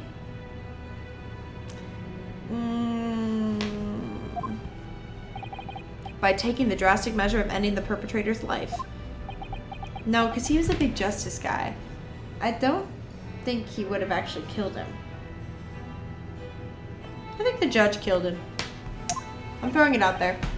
As soon as I hurried to the mansion. Because why else would he, like, suddenly confess all this unless, like, we're onto him? So he needs to push the blame on someone else who clearly doesn't matter. As soon as I hurried to the mansion. When I arrived, it was easy to grasp what had happened. And? What about the will? Osuke must have already taken it. Nothing of that nature was found at the scene. We had no idea of the existence of such a document at the time. Yeah, this doesn't add up. He definitely killed him. I think he killed his brother. Not the father. I feel so bad for him, bro. Poor purple-haired racist Edward. I was the only person who knew the true identity of the professor. So I resolved to keep it a secret and to guard the secret to the bitter end. So you're admitting to it then, that you were behind it all? It was you then, who pinned the crimes on my father? I did what needed to be done in order to protect the law and order of the British Empire. Even if that meant employing an unforgivable ruse. Then it was you who arranged this fabricated evidence. I ordered that detective to take care of it, whilst keeping the truth from him, naturally. Gregson. Obviously, he opposed me at first. I offer Raka. You can't do something like that. There's no question that it was Osuke who murdered Lord Van Zeeks. The house staff have made statements that they saw the man running from the mansion that night. Yes, well, I no doubt that was that Japanese fellow. Oh yeah, God's trying to collect some evidence against him on. And worse than that, he doesn't keep a dog, so we're short on murder weapon to boot. And we're short on time, Gregson. We must put a stop to the man's rampage for the good of the country. So we'll use whatever means necessary. Do I make myself clear, Detective? Why me? Man, Detective was sketchy. It's that night, 10 years ago, when I was attacked by those thugs in the black streets. And Genshin's ring was taken. That was him, was it? That was Gregson and some hired help. Then the detective handed the stolen ring to Dr. Wilson, who feigned his discovery from the victim's stomach during that autopsy. And in the light of that decisive evidence, Mr. Osuke was found guilty of the charges brought against him. However, behind the scenes, he had actually already struck a deal with his accusers, in which he agreed to silently accept the charges. But I just don't believe that part. As far as I knew the man, my father despised such underhand dealings. It was extremely easy to make him comply. You see, he had one crippling weakness. That was you, his son. What weakness? Isn't it obvious? You, Katsuma Osuke. They threatened the life of his son. They threatened the... I was kidding. I was kidding. Me?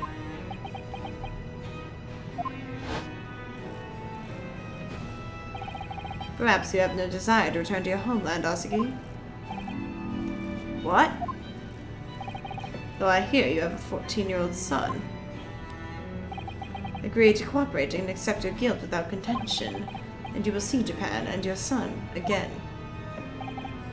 You scoundrel! Whether you choose wisely or not, it will be a closed trial by order of Her Majesty. So whatever rash claims you might make in court, we'll have no trouble stifling them. There's only one outcome for you, Osuke, the gallows. Don't forget that I still have a weapon at my disposal. A document revealing a truth that I know you're desperate to keep hidden. Yes, it hasn't escaped my mind, which is the only reason I'm willing to bargain with you. I only want to protect this country's law and order, you understand? I seriously don't think Asuki killed him. Maybe like that's what they're saying, this is it. But why would he confess all that? I think he did it.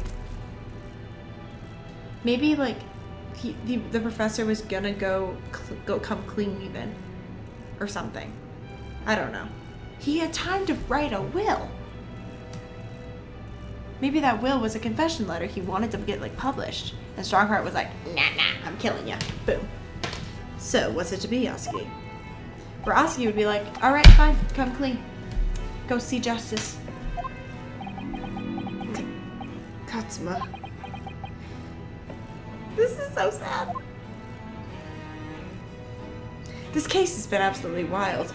He did it for me.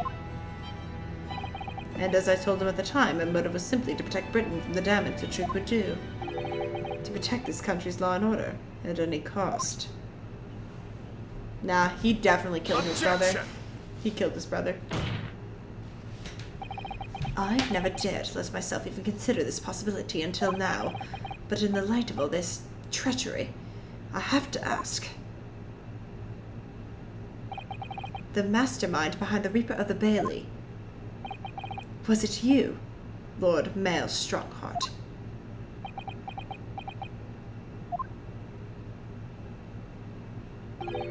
A rather brilliant idea, wouldn't you say, Lord Bag Van Zeeks?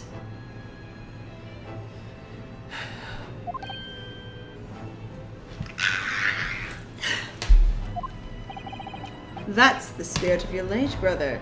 That paragon of justice should return to reap justice for his sibling. Could there be a more appetizing tale for London's maskers, I ask you? He killed him, I swear. What brazen? I knew that you'd play the part to perfection, but your role really wasn't that of some embodiment of death. No, you were London's guardian angel. An angel with bloody hands? I think not. Those who had cooperated with me already were only too happy to participate in my plan. Inspector Gregson, Dr. Wilson. My minions worked tirelessly to ensure that the finger of guilt could never come to rest on you. It's all thanks to them that you were exalted as the demigod the Reaper became. But Dr. Wilson left Britain 4 years ago when he was invited to work in Japan. That's right. So I had to employ the services of his young protege after that. Dr. Courtney Scythe. Dr. Scythe. So what with the execution of the professor and the subsequent reign of the Reaper of the Bailey, I successfully safeguarded law and order in our mighty capital for the past decade. That is everything. It's not everything. You killed his brother. I don't think Asuki killed the brother. I just don't see it.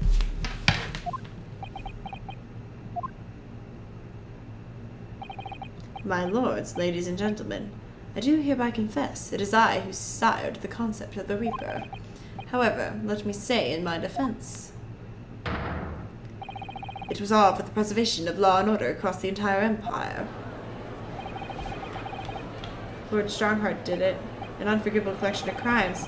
All those who died at the Reaper's hands were rotten to the core anyway. It was as if all keeping London safe, something. There is no one left now who can reveal the precise truth of what happened 10 years ago. Therefore, this trial can go no further. Now, I would like to entreat all those present. Beyond these 4 walls, nobody need know the truth. Even Her Majesty must be protected from this. I trust you all appreciate the importance of my request. It is, of course, for the good of the country. Can he do this? Can the trial really end now? Hold it! I have one last question. For the accused, Lord Van Zeeks. What? Of course, I know that you're a highly accomplished prosecutor, so I find it hard to believe that you didn't have any doubts at all. He trusted his brother, man. They never suspected your older brother. Yes, the same thought occurred to me.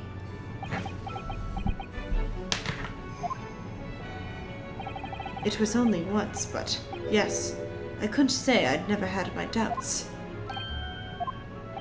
My brother's sense of justice was extremely strong, perhaps too strong, I observed. At that time, there were members of the aristocracy who were bleeding the country dry for their own gain, and since they were nobles, they were untouchable. For my brother, it was a source of great turmoil. And coincidentally, at the same time, the professor began his terrifying reign. During the time of the professor killings, my brother did not appear to be himself.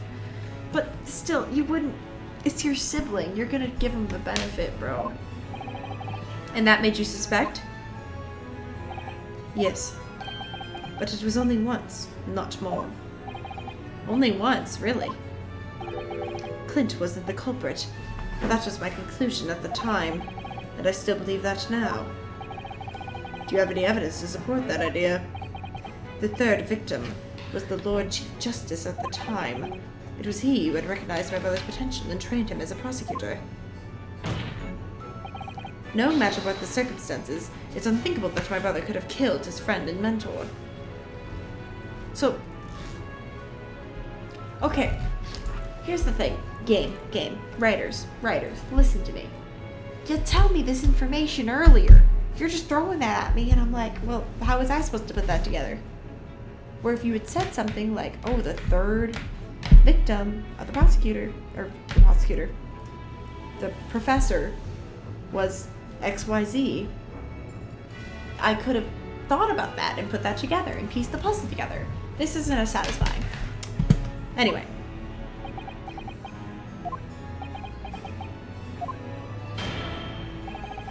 That will do. Neither Clint Van Zeeks nor Genshin still walk this earth. However much we debate this matter now, we cannot hope to reach a conclusion. But there are only two extinct pieces of evidence from the time. The woe beyond ring that acted as the incriminating evidence to condemn Genshin, and the 3-page last will and testament penned in black ink and left behind by the man. The wretched truth of what happened is exactly as I have explained. Yeah, okay, he did it. Later today, I will present myself at the Ministry of Justice for whatever sanction is deemed appropriate. That is all. Court is adjourned. Objection. Objection! Thank you. Yeah, nah. You ain't walking away that easy. Thank you, Katsuma. Me? If it wasn't for you, I would have made this 11th hour discovery. What discovery? My lord, I'm afraid I must insist the trial continues. I beg your pardon? As the court has been reminded today already, we must stop at nothing to uncover the whole truth. And to that end, one particular statement made by somebody in this courtroom moments ago revealed a very subtle contradiction. What contradiction? But all I did was ask the accused one simple question. Well, it began with Lord Van Zeeks and his recollection about his brother. But Lord Strongheart did permit the defendant to speak at length. I merely pointed out that we can draw no further useful conclusions here. So what on earth is the contradiction?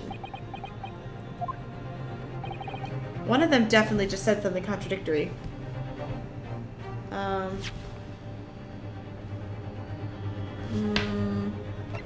Of those two? Well, would be... I guess it would be Lord Van Zeeks, wouldn't it? It was Lord Van Zeeks, I'm sure of it. Something I just said, it's just a little jarring. Come on, Ryunosuke, go over it again and find it. Clint wasn't the culprit. And it's still his conclusion.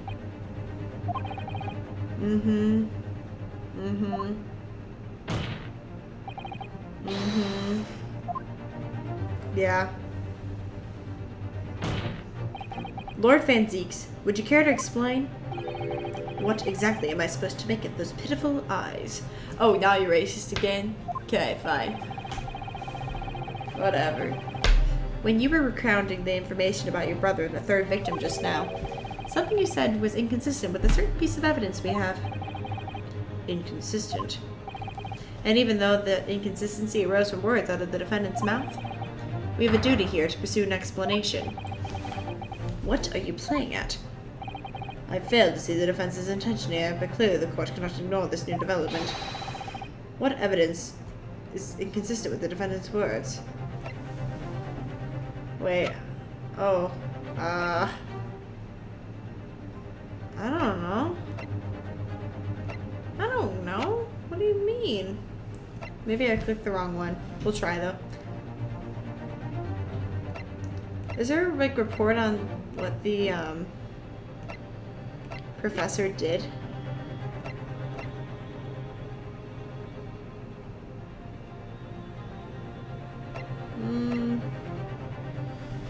I'm not seeing. Can we just present the random photo? Hold on. Take that! That's not right, but I'm gonna do something.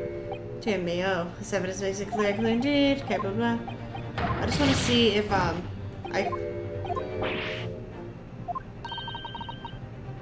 Okay, I'm skipping ahead. Well, we began with okay. Okay, so I did click the right one at least. Oh, no, I didn't for sure. Okay. Maybe it was Lord Strongheart then. Oh, let me load it again. This is hard, man. This is a tough last case. It's also currently 1 a.m., so I'm sure that's not helping. Nope, not helping at all. So at least I was off. Come on, Ryunosuke. Neither Clement still walk this earth. We cannot help through. Oh. There's only 2 exhibits at a time. The ring. The 3-page last will.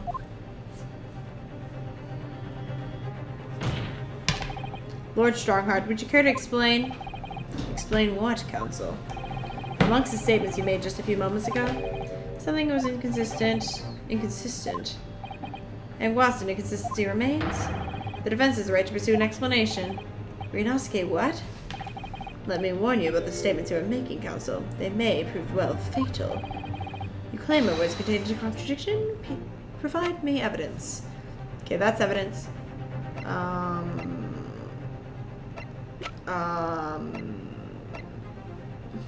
The autopsy report is also evidence. Take that! Really? What do you mean, no? What do you mean, no? It is that.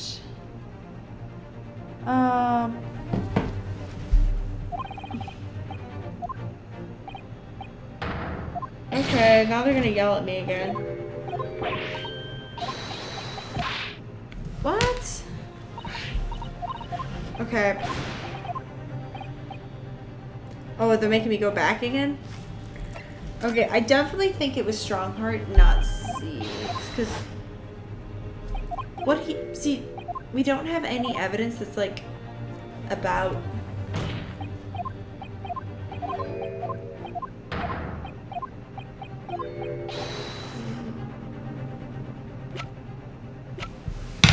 Let me just think silently. Can I pull this rabbit ear again?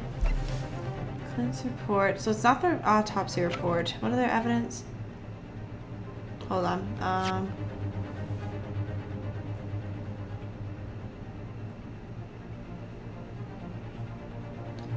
There's only 2 pieces of evidence. The woebegone ring and the 3-page will and testament left behind by Genshin Ozzy.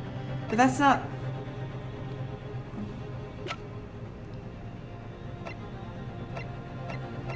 But there's more than that, because that's not even the right. There's another testament, so. Take that! The music stopped, guys. This here is the will left behind by Mr. Oski. The 2-paged will. Oh, I wasn't even thinking about that. Oh, he slipped up! That was a Freudian slip, man. That was a Freudian slip. Oh, man. Okay. What? Yet moments ago, your precise words were... The 3-page last will and testament. I'm not gonna lie, well, I didn't pick it because of that. I was just like, wait, how is that evidence of anything? Like, actually. What does that prove? Nothing. So why is that like, I don't know. Whatever. We'll say I got it right. Could it be that originally there was a 3rd page? For a moment, I thought perhaps you'd identified something worthwhile, but it's a mere trifle, I see. A trifle? Governor Caden. Eh? What can I do for you, sir? You were present when the Japanese man penned his last will and testament. I was there for sure. I remember the black woman scrolls of the day. And I'm quite certain, my lord, there was a 3rd page at the time. What? Only the first page was the actual will, though. If I mind correctly, the 3rd was a message to his lawyer back in Japan. For legal purposes, we required only his will. And we wouldn't have wanted any comfortable words about Britain getting back to Japan, eh? So, it's decided the 3rd page ought not be sent. Objection! How dare you make that decision? I had the right to know what it said, to hear my father's final words to me. The courtroom is no place for sentimentality, Consul. Since when? As it happens, I have the 3rd page to document with me here now. My father's message. It will be given to you at the end of these proceedings. It'll be too late once the trial is over. We need to know what it says now. Even the slightest thing may give us a vital clue. My lord, the defense calls for Ryunosuke's last words to his son to be read out loud before the court now. Your request is denied. The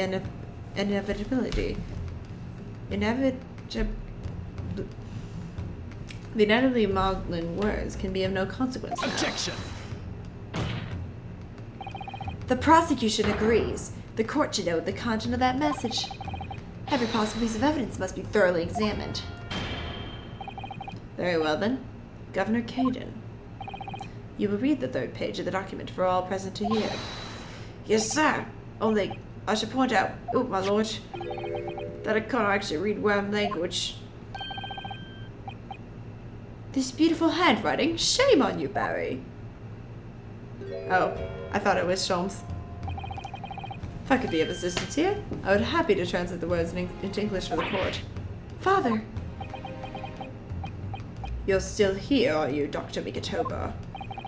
Naturally, I consider myself a member of the judiciary, albeit a lowly one. Perhaps I should quietly withdraw after I've translated Genshin's message.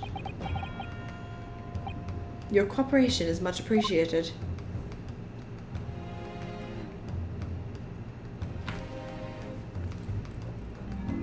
Katsuma, the truth is shrouded in darkness, a darkness only our clan's great sword can pierce. Mighty Kurama, twist thy head and watch them fall, all thy mortal foes. That's the end of the message, it would seem. A haiku poem. Twist thy head? Father, what is this Kuruma? The name of Osuki clan's famous sword. A razor-sharp blade known to all, passed down for generations. It embodies the Japanese spirit. It's not known to me. It's the katana sword that was submitted as evidence earlier in these proceedings. The one sworn by the prosecution counsel when he confronted Inspector Gregson.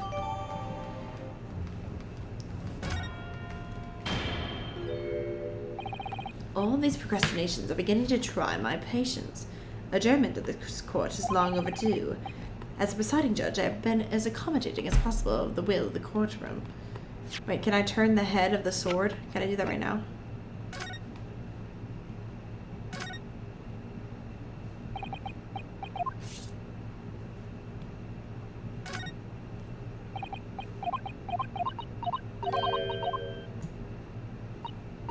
It's written in head in Japanese, but it's pronounced Kashira, I believe. Kashira. So Mr. Osuki's words really mean twist the butt of the hilt. You don't think... Ah! Look what's inside it. Is that... A tightly bound sheet of parchment?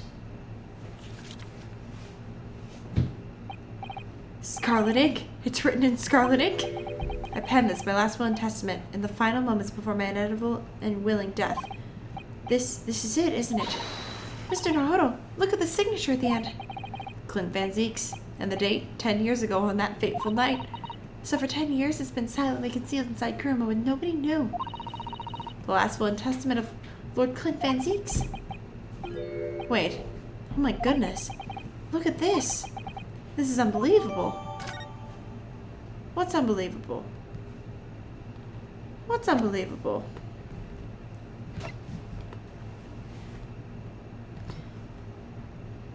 Wait, but I want to... They won't let me click on it. It's so rude. However, despite all that, no information has come to light. They just missed us, like, doing that whole show.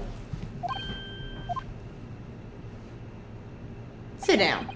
In pursuit of justice, Lord Clint Van Zeeks tragically lost all sense of morality. When he murdered his former mentor, clearly he was already devoid of his normal faculties. Objection! How dare you? I refuse to believe that of my brother. Too much time has passed. We cannot ever hope to know more than we do now. Especially since the alleged will that he penned in his final moments appears to have been lost forever. Lord Strongheart, you appear to be in something of a hurry to wrap things up. I wonder why. We've heard you state your time again during these proceedings.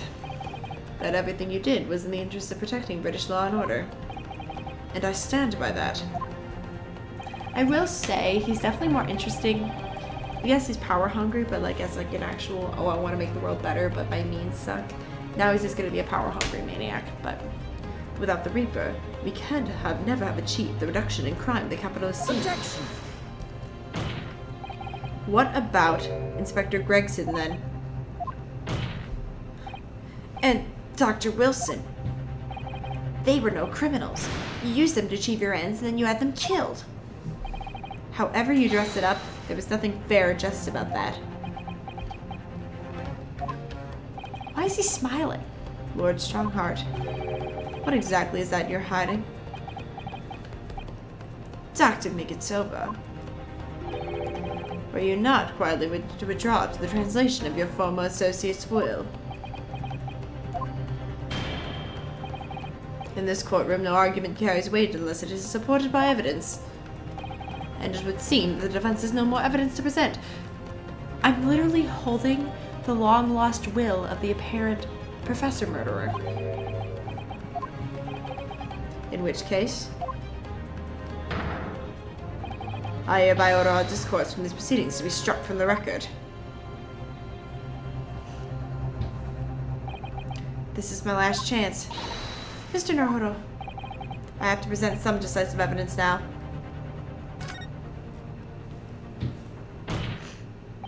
Wait, my lord. As it happens, the defense does have evidence to present. Don't be absurd. There's nothing of relevance remaining from the time. Objection! It's high time you realize something, my lord. This gentleman has an uncanny habit of producing evidence at the final hour that had escaped everyone else's attention.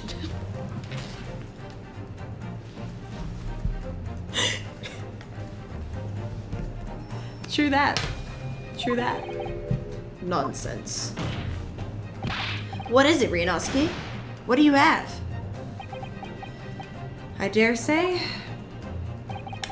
the final decisive piece of evidence that will reveal the whole truth about this rotten tale. How could you? Decisive? Well, it would appear there's no escaping it now, my lord. Let it be so. Let it so be it then. We're gonna leave that there. Present whatever you think you have that can settle that decade-old enigma, if you're capable. What exactly is this evidence that the defense claims to be so decisive? That seems pretty decisive to me. Yeah. There is a single piece of evidence that can clarify what really happened 10 years ago. The last will and testament of Lord Clint Van Zeeks. Huh. A wonderfully astute observation, I'm sure. But in case it had escaped your notice, that document was lost long ago. That's right, it was. Only, I just found it. I have it right here. Discovered it just moments ago. You know, like you do. Yeah. Yeah. Impossible. That can't be. Everything that's happened comes back to this will. This document Is the key that will unlock the entire mystery. And he did it. My brother's last will and testament. Where did you find that? I think his brother killed the first 2 people. But the boss was the other guy. And then obviously the brother was killed by the other guy. That's my guess. Where did you find that? It was rolled up inside this. Inside Kuruma. That ultimate weapon Ryunosuke obtained has lain undisturbed in the hilt of this sword all these years, just waiting for the right time to emerge and reveal the truth. The signature and seal certainly look official. Oh, and Zeke's is snapping again. It's true. It's my brother's handwriting. There can be no mistake. Van Zeeks is freaking out. I forbid the contents of that document being read out loud. Do you hear me? I strictly forbid it. Objection! Sucks to suck, doesn't it? You can't do that, my lord. You can't do that. This document could explain everything. That document could literally destroy the meaning of the justice in this country. You've already done that. I demand that you hand it to me at once. Why? What are you trying to hide? Could it be... that you already know what's written on this page? What are you implying? Court is adjourned with immediate effect. Clear the courtroom. Objection! Do that, my lord. And you'll suffer a fatal blow as Lord Chief Justice. I beg your pardon. Forcibly ending a trial without a good reason. And not any trial, a closed trial by order of Her Majesty the Queen. To defy the monarch's will is treason. I might have just woken people up.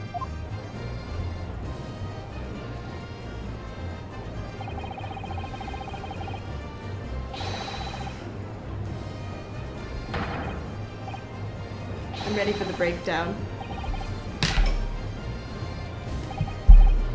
Well, well, my lord. It would rather appear as though proceedings aren't going quite as you'd hoped. You fools. Go ahead, Ryunosuke. Read it. The prosecution gives its full support. It's about time. Very well then. No.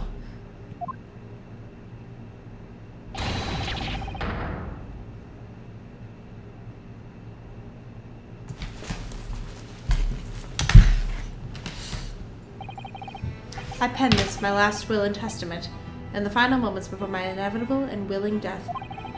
The hour is 11 p.m., and I sit at my writing desk in my office. My good friend Ryunosuke stands at my shoulder. He has expressed his intent to invoke the dying ritual of the duel, that I may depart this world with honor. An honor of which I am utterly undeserving. The Japanese are truly merciful people.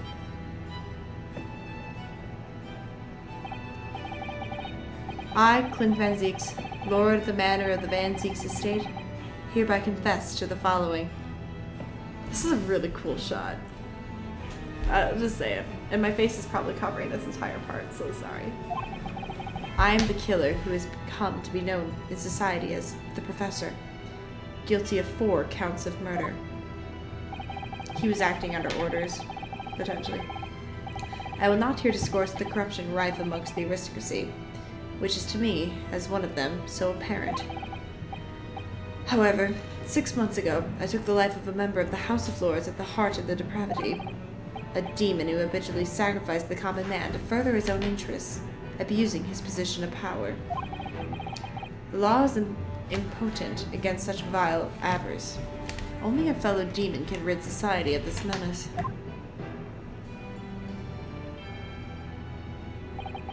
That demon was my quarry, upon whom I willingly set my great hound. But though I am a hunter of some experience, I am a poor felon, it seems.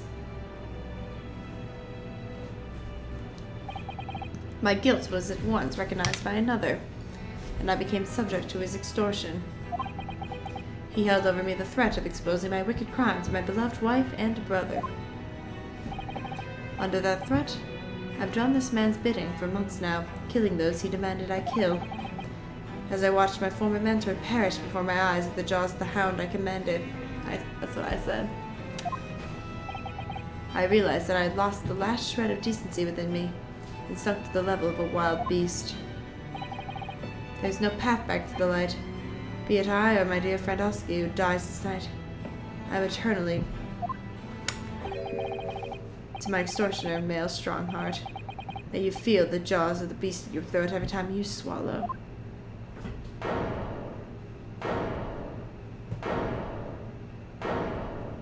Why are you smiling? Are you insane? He is insane. So now we know. Yes, Clint Van Zeeks was a murderer. But somebody was directing him and naming his victims. His extortioner, Lord Male Strongheart. It was you. Lord Strongheart, a moment ago, you claimed that what the court has just heard could destroy justice in this country, but you weren't trying to protect justice at all. All you were trying to do was conceal the secret of your true nature and the countless lives you've sacrificed up until now.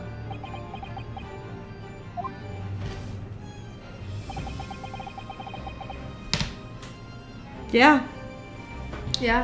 It just didn't make sense to me that the third victim, the former Lord Chief Justice, was my brother's benefactor and a man of lofty principles. As I said, Clint had no possible reason to kill the man. But you did, didn't you, Lord Strongheart? To eliminate the man who stood between you and the office you'd set your sights on. So you used your own hunting dog, Lord Clint Van Zeeks, to take him down. It had to be done.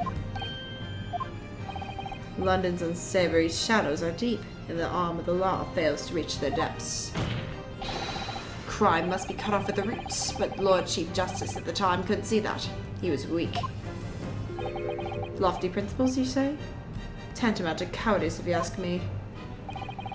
Which is why I took his place, in order to fight the crime he's allowing to spread like wildfire. By murdering the man. The Reaper, the Professor, the name makes no difference.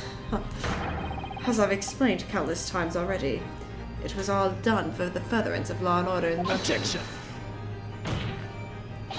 Are you going to legitimize the murder of my father now, too?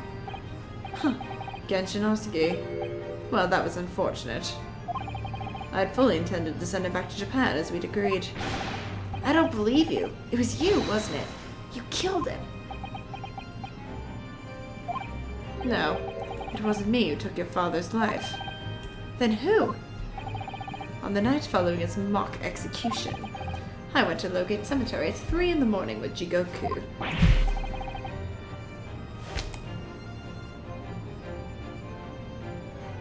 No. No.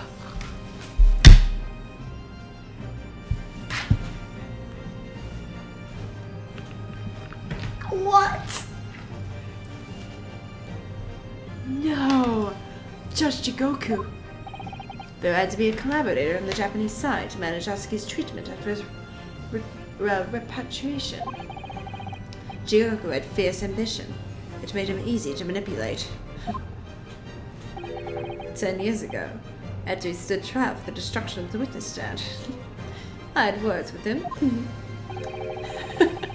When I told him the position of the Minister of Foreign Affairs could be his, he couldn't agree fast enough.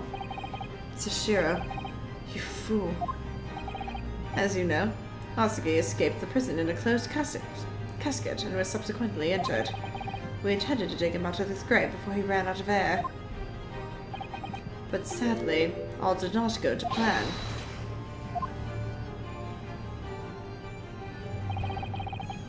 There was an unexpected visitor to the cemetery with his own ideas about digging up graves. A man who witnessed what nobody was supposed to see. Enoch Trevor. Of course, I knew grave robbers frequented London cemeteries. But that grave on that particular night?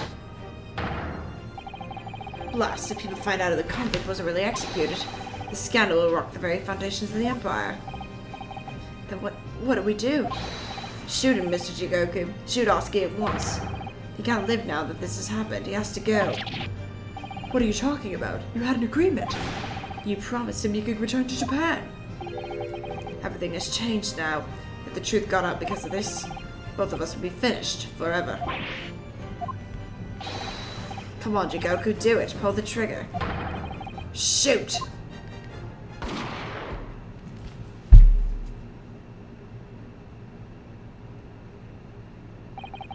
I can't believe Judge Jigoku killed him. Jigoku shot Osuke from the shadows. The grave robber was so close, the blood sprayed over his coat.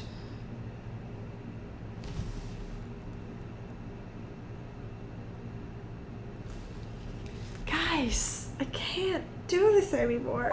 What? He fled as fast as his legs would carry him. Then Jigoku and I put Osuke's body back in the grave from which he had just emerged.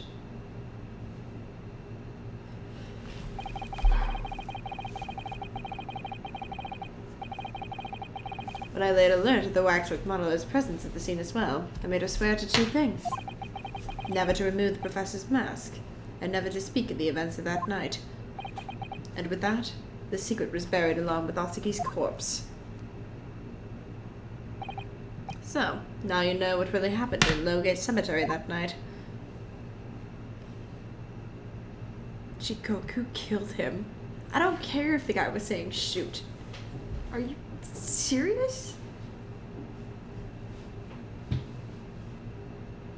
I didn't see that coming. I obviously saw him coming. It was Jigoku, your Japanese acquaintance, who killed Osuke in the end, you see. He claimed to be the man's friend, but when push came to shove, he pulled the trigger.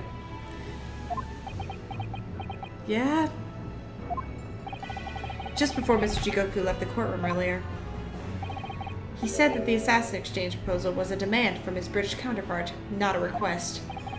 So you coerced him too, using what happened in the graveyard.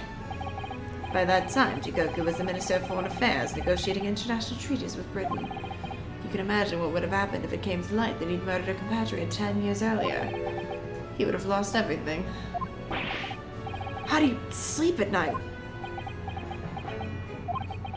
These past 10 years, I've fought tirelessly with the darker recesses of London's criminal underworld, and I've used whatever means necessary to ensure that justice prevails and law and order reigns supreme. Objection! That couldn't be further from the truth. The fact is, you haven't fought crime at all. How dare you?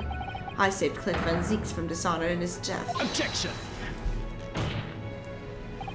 Whilst behind the scenes, you systematically buried anyone who stood in your way. And then, you made my father take the blame. It was unavoidable. It was the only way to protect our justice system and public order. Let's not forget the others you had killed as well. Setting the defendant up as the Reaper to cover up the truth behind the murders of countless more. That's enough! Do you have any idea how conniving that led to the acquittals of those wretched criminals?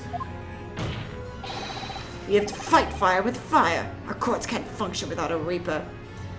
I understand that side of things. Why'd you have to go and kill Gregson? Can't you see all I've done for this country? This has been my struggle. Objection! Well, he didn't kill Gregson. I guess Jigoku did, but still. You've done nothing. His Lord Van Zeeks here has worked tirelessly and justly in court while enduring the disgrace of the Reaper name. And Inspector Gregson, fraught with anguish for having sullied his hands through a desire to do the right thing. Not to mention Genshin Osuke, who risked his life going in pursuit of the truth you tried to hide. No. The darker recesses of London's underworld were largely filled by you. You little. When will you get it through your thick skulls? That it was all for Queen and country? I'm tired of that excuse. You've consistently twisted the truth for bargaining power to make others do your bidding. Nothing more.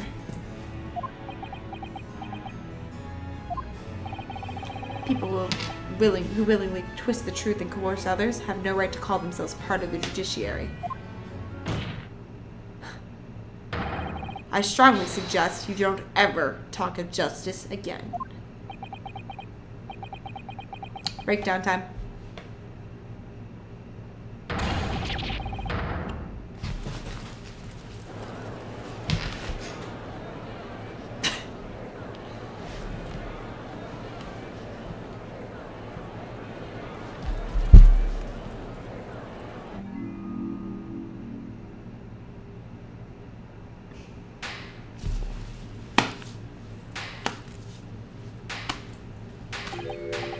Well.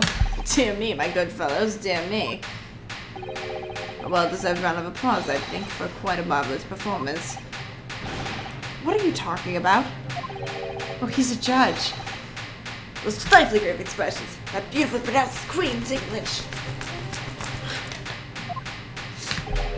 Really, our friends from Far East are quite the picture of industriousness. You fraud. Keep your mockery. Please don't misunderstand. It really is exactly as you both said. What are you trying to say? I have occupied the darker recesses of London's underworld and, how do you put it, done nothing? I confess it's a little embarrassing to have it pointed out quite so starkly, but yes, I really have done nothing, which means I can be indicted for nothing. No? What? It's true. Personally, I've committed no crime. I've merely been surrounded by fools who've acted very rashly indeed. You can't get away with that. You've consistently preyed on people's weaknesses. And what? Threatened them? Are you sure it wasn't just bargaining?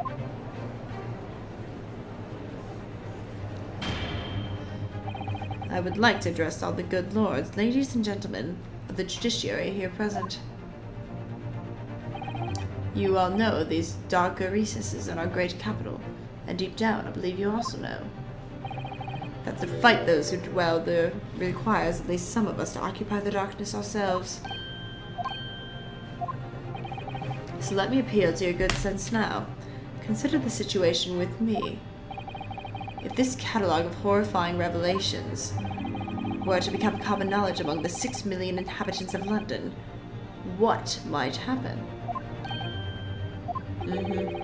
To learn that the infamous murderer of royals and nobles was a respected member of the aristocracy himself, that evidence was fabricated and the scapegoats to trial amid secret negotiations with prosecutors to effect a jailbreak, that the Reaper of the Bailey was an organized group of assassins managed by a Scotland Yard inspector, and finally, that it was all masterminded by the Lord Chief Justice himself. If the general public of Britain knew the truth, all faith in the police and prosecutor's office would be completely lost without doubt.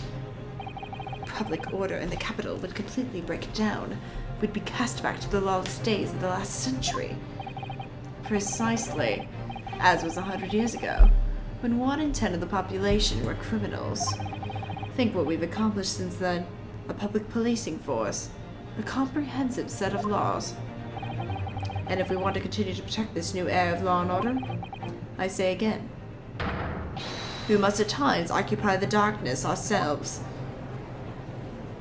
What are they gonna do? We have successfully identified and apprehended the man responsible for taking Inspector Gregson's life. That is all that was expected of this trial. All these other matters that have been discussed will be eliminated from the minutes of these proceedings, in the interests of preserving law and order, and to protect Her Majesty the Queen, of course. Well, my lords, ladies and gentlemen, what say you? What say them? He has a point. The things Lord Strongheart has done are quite unforgivable. But on the other hand, isn't it our duty to maintain law and order? Can't deny that the threat of the Reaper over the years has done wonders for the crime rate. It's like Kira. It's like we're Death Note. And by fair means or foul, it's all thanks to Lord Strongheart. Oh my gosh. Are you hearing this? This is the will of the British judiciary?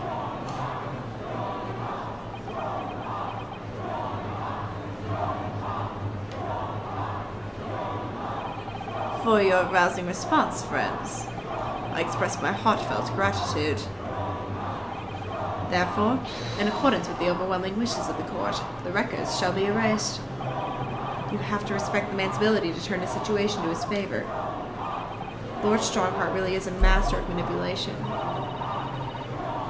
You conclusively proven his guilt, yet still he manages to evade justice. I just don't know what we can do. Ryunosuke! Looks like the trial really is going to come to an end now. I'm almost out of options, I think. There's really only one path left open to me.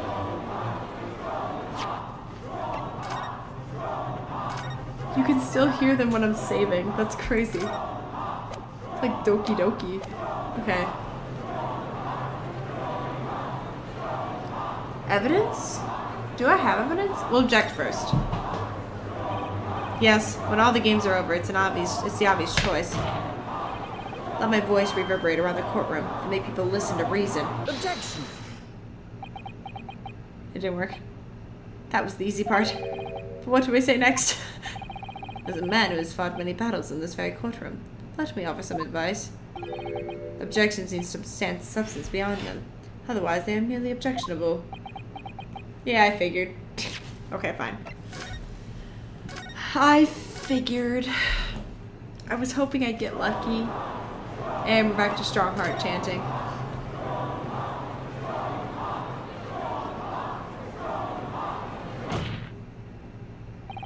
Yes, as I know only too well. The only thing that carries any weight in court is hard evidence. Obviously. Why would I ever do anything else? But, Mr. Naruhodo, what evidence is there to use at this stage? I have an idea. I don't know whether anything will come of it, but there was ever a time for using this particular item. Oh, obviously the doll. Take that! Oh my, yes! Mr. Sholmes asked if you had that with you earlier. We've exposed all Lord Strongheart's wrongdoing now. I've no doubt that Mr. Sholmes has already deduced exactly how the truth would unfurl. So I think it must be time for the great detective to take center stage, don't you? Yes, absolutely. Let's take the hair by the ears then, and heave! Alright, here goes. Ow, ow, ow, ow, ow! My dear fellows, must I remind you every time? A gentle tug will suffice. Mr. Sholmes, you're looking in quite the wrong direction, Mr. Naruhodo. Because I'm over here. Ah, Mr. Naruhodo, he's... It's Mr. Sholmes. What? I wasn't expecting you back, Sholmes. Delighted to be here again. Lord Strongheart? What is the meaning of this? Bailiff, seize him. Put that man in irons. This is a closed court. You've been warned once already, man. What the? We can't get hold of him, my lord. We just go up through him. Why is he dancing?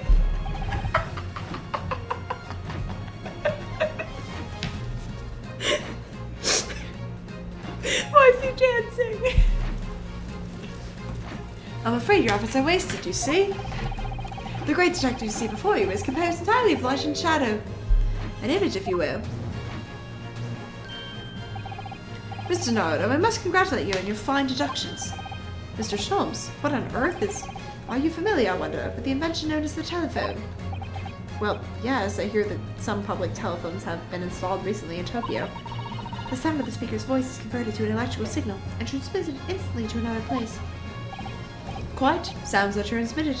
So could not images keep them company, I mused. Iris and I did some modest experimentation to develop such a device specifically for this very day. Modest experimentation? Mr. Sholmes, what a modest description. And somewhat incidentally, I thought we might just as well transmit an entire scene. Somewhat incidentally, Mr. Sholmes? Now you're just being immodest. Do you mean to say... What? Sorry, Van Zeeks is still just freaking out. Do you mean to say you're not actually here, Sholmes? Well, duh. Ah, I knew my trusty partner would have no trouble grasping the concept. Except he's grasping the stand to steady himself after your shock arrival.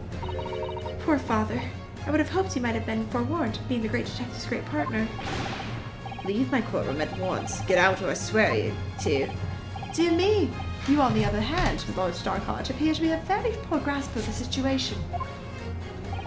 Allow me to reiterate, I'm not here. Which would, I hope, be naturally to one asking. Where exactly are you? The very question I was awaiting! I'm at present enjoying the air in a rather splendid garden. A garden?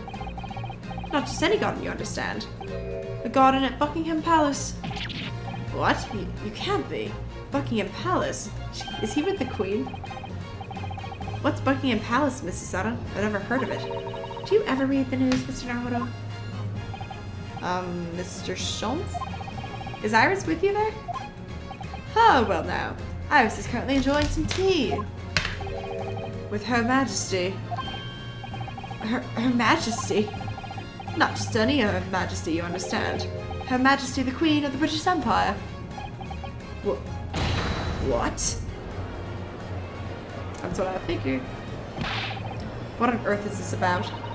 Buckingham Palace is Her Majesty the Queen's residence in London, Mr. Naruhodo. Order in the court. I demand immediate silence. Her Majesty the Queen.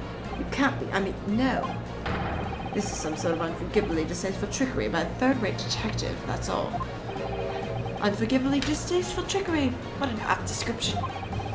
A closed court session attended by elite members of the judiciary is a rare event. I presume that Her Majesty will be more than a little curious about the proceedings.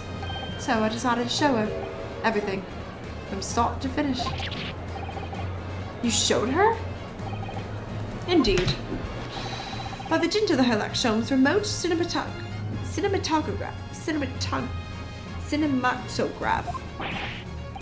You meddling. This is some kind of nightmare. Just as I appear to be standing before you, regaling you with talk of my latest invention. No doubt you've inferred that the reverse is also true. You told me. This is insane. Her Majesty has seen and heard every moment of the proceedings. I assume there would be no objection after all. Every trial in this country is conducted under the auspices of Her Majesty, as you know. You. I confess I'm quite impatient to hear Her Majesty's opinion about the unforgivably distasteful trickery in which you've been engaged over the past 10 years. No, I was merely... I'm so sorry to keep you waiting. Vicky and I said we should talk about... Iris, there you are. Is her mom the Queen? In fact, I have a little message for her from the Majesty. A message? Well then, if everyone is sitting comfortably... Forthwith and with immediate effect, all authority previously afforded to Male Strongheart is hereby revoked forevermore. Furthermore, he will be prosecuted for the crimes against his country in a public trial by jury in the coming days. So, seems that Her Majesty doesn't believe we need to fight fire with fire. Justice in this country needn't to be administered from the shadows at all. Male Strongheart, the darkness you fostered to conceal your despicable actions these last 10 years is a thing of the past now. After today, your brand of law and order has no future, because no longer are you the Lord Chief Justice. In the eyes of the law and Her Majesty the Queen, you are nothing but a criminal.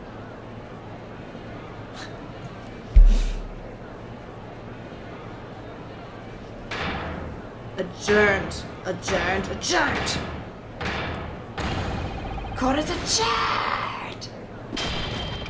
Oh, there goes the unicorn.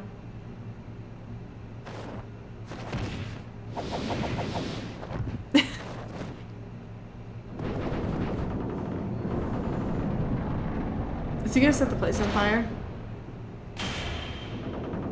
It's broken. Oh my... Wait, he broke it. Is he gonna die? Wait.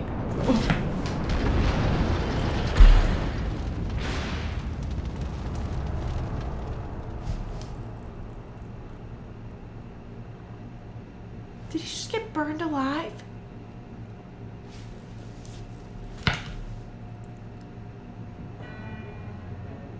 Okay, he's still alive. Lord Clint Van Zeeks left a will in which he confessed everything. When those words came out of Oski's mouth, it deranged me completely.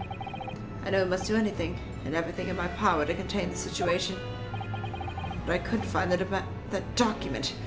I searched his cell, but it wasn't there. Which precipitated the jailbreak plot, I presume. What do you mean? The need to obtain that will was all-consuming. I was sure that if I facilitated Oski's escape, he would emerge in the will somewhere in his person. But despite searching his limp body in the cemetery that night, it still eluded me. Never even crossed my mind that it was concealed in the sword's hilt.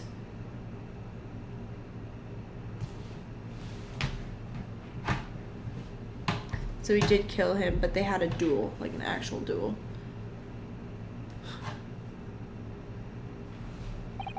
What pains me now is that my brother left this world without a word to me.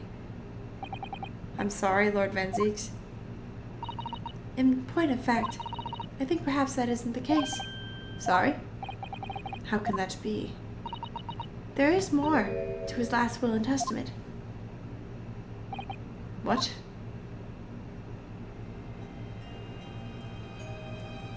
They didn't read the whole thing. As I confront the prospect of my demise, I feel bitter regret for my younger brother. Burke, you've always looked up to me, and now you follow my footsteps to become a prosecutor. It is my fervent wish that my unspeakable deeds should not hinder your advancement. I ask not for understanding, for none could understand my depravity. I ask only for forgiveness.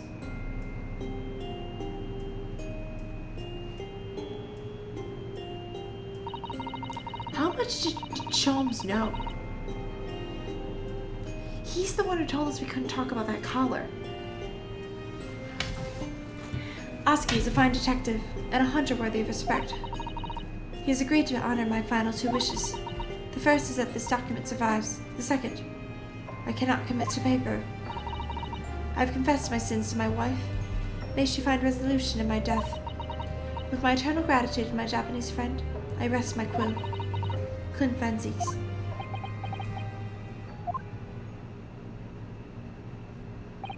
Clint. He needs to cry. I think he needs to have a good sob session.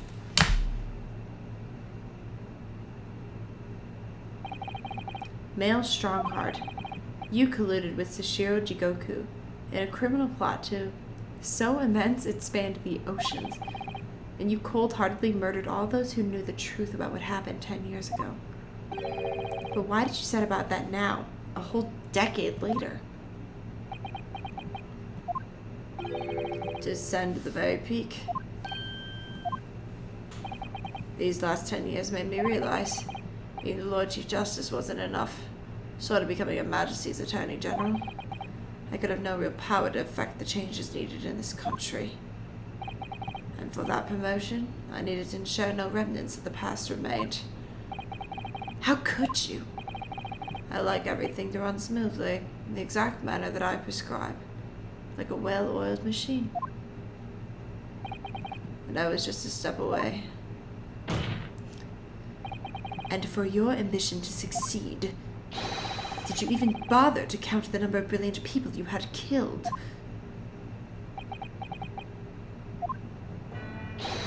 Ah, Mr. Reaper, are you not forgetting something? Such as? You very much adopted your usual prosecutor-like demeanor in the proceedings now. But the reality of the situation is that you are the defendant in this trial. Oh. However, the presiding judge would appear to have fallen from the bench, as it were. Is he gonna go be the... Oh, hi, Santa Claus! May I suggest, therefore, that we entrust the final education to an old friend? My lord. As a member of the judiciary, I have been following the proceedings from the gallery. I must say, I shan't ever forget the extraordinary battle between good and evil that I witnessed here today.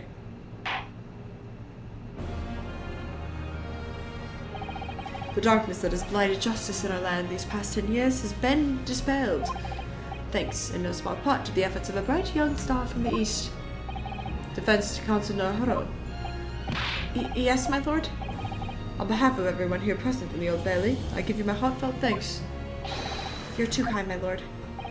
The first time I faced you in court, just under a year ago now, I had the faintest of intimations that if British justice, so warped and twisted over its long history, was finally to know change, this might just be the man to do it. What? But at the time, I wouldn't allow myself to acknowledge the possibility. I couldn't overcome my hatred of the Japanese after the circumstances of my brother's death. Mr. Naruhodo, allow me to apologize for countless discourtesies on my part. You are a lawyer of boundless talent. Oh, poor Fancy. I'm gonna cry with her. Oh! Okay, it's fine. When I first arrived in Great Britain, I was literally a nobody, certainly not a lawyer. The truth is, my fortunes have been entirely made by the miraculous people I've met. My best friend, Katsumazuki, who led me here to Britain in the first place. My loyal and ever-patient judicial assistant, Mrs. Sato, who helped me study to become a lawyer. The brilliant Lord Van Zeeks, who never failed to challenge his Japanese rival. And not to mention, the exceptional master of logic and reasoning, who showed me the true art of deduction, Mr. Sholmes. Saving the best for last, Mr. Naruhodo. What a relief. I'm well aware that without all these people's help and support, I wouldn't be where I am today. The truth is a guiding light that always leads to happiness. I've lived by that principle for a long time now, but actually, it's not true. The truth can also cause great pain, sometimes even leave people on the brink of despair. And for that reason, there are those who feel the need to hide the truth, who do it instinctively even. But as soon as we allow our eyes to settle on something other than the truth, the darkness takes hold. And from there it grows, until eventually, it makes us blind to the guiding light of the truth altogether. So that's why it's my belief that we must all resolve never to avert our eyes from what is just and true.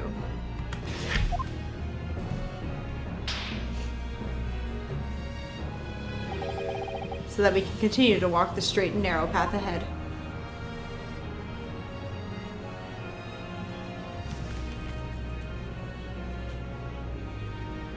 I still don't like you. Well, I must excuse myself now. But before I go, Mr. Naruhodo, let me compliment you on your grand opus. What? Without your beautiful, composed case against Lord Strongheart, Her Majesty would have been unable to act. Thanks to you and your fellows, the haunting undertones corrupting British justice system has been silenced at last. Thank you very much.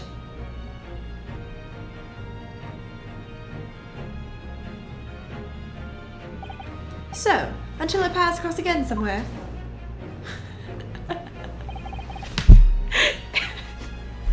It's so stupid. Well then, it would appear that this long trial has finally come to an end. My apologies for any anxiety caused, my lord. I'm quite sure we shall meet again here in this courtroom before long, Prosecutor Berg Van Zeeks. In conclusion of these proceedings, I hereby declare the defendant, Berg Van Zeeks.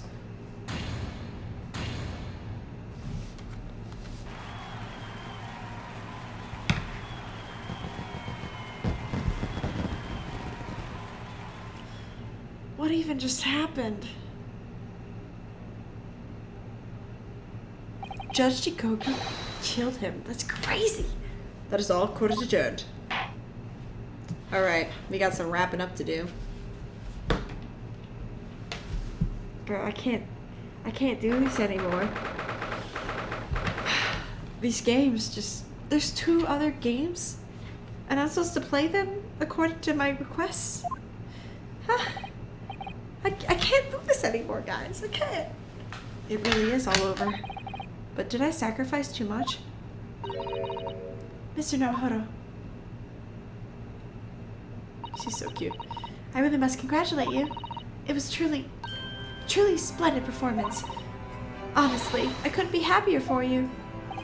Oh, thank you very much. But I really could have done it without you at my side through it all, Mrs. Sato. Oh, Is he gonna go back to Japan? your kind words mean so much to me. It really was a very splendid show, that Naruhodo. You were surprisingly calm considering you found out that your close compatriot killed your other friend and sent your star pupil to be an assassin in Britain. I'd have thought you'd be smiling from ear to ear, but you look rather glum. Well, of course I'm delighted about the verdict, but in exposing the truth, I'm afraid I've caused my client a great deal of pain. I'm really not sure that's what a lawyer ought to be doing. Oh well, in that case. I'm quite sure that when you see Lord Van Zeek's smiling face, everything will seem much better.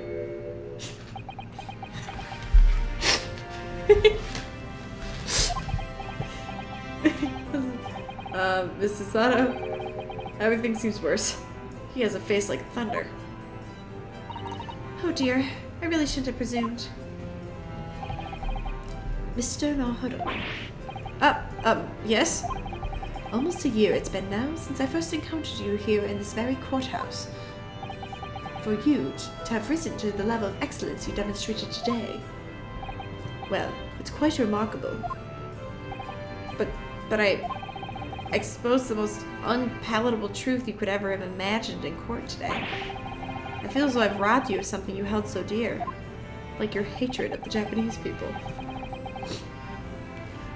What was it he said? To fight those who dwell in the darkness requires at least some of us to occupy the darkness ourselves. But that was just the feeble excuse of a coward. Only those with steadfast eye for the truth have what it takes to fight the dark forces of crime. You made fine work of establishing that fact in court today. Oh. Well, thank you. What Why you gotta use big words to set up? It's kind of rude. I'm quite sure that Katsuma-sama would have a smile on his face at this very moment if he were here. It's gonna cut to him. Katsuma.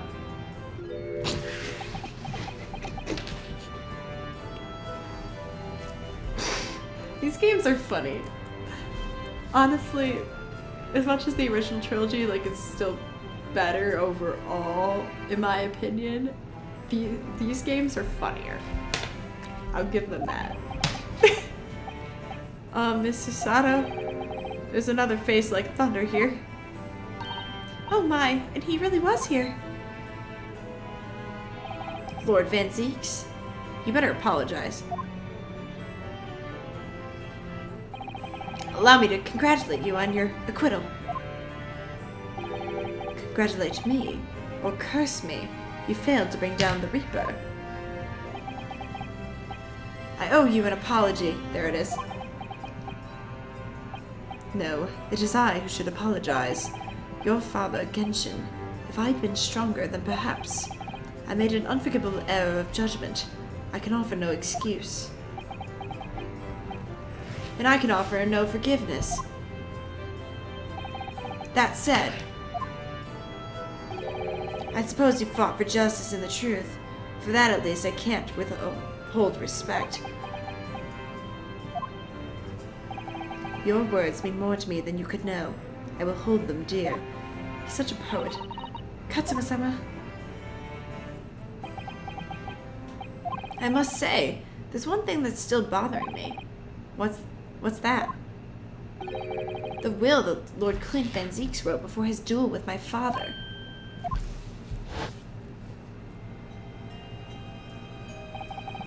Asaki is a fine detective and a hunter worthy of respect.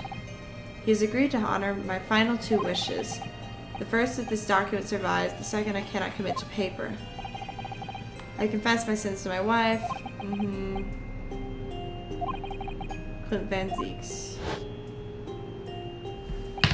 What can the second of his final wishes have been? That your father agreed to honor, you mean? I think perhaps... Oh, darn it. I always think it's Sholmes. I might be able to shed some light on that. What? Father? It was 10 years ago, as you know, the day before the execution was scheduled. I went to the prison to say my farewells to Genshin. Guys, I can't. We still don't know who Iris's parents are. Why aren't you putting up more of a fight, Genshin? If you'd only agree to it, Sashiro and I would gladly petition the government. We've been through this already. You don't need to worry about me. Anyway, Yujin, I have a favor to ask you. Something of great importance.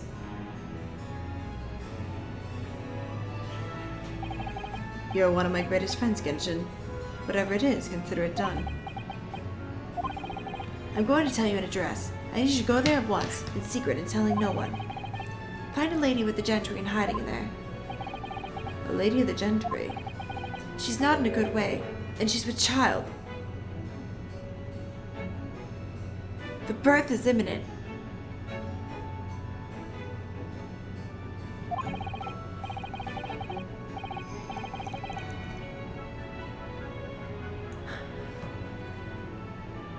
No way.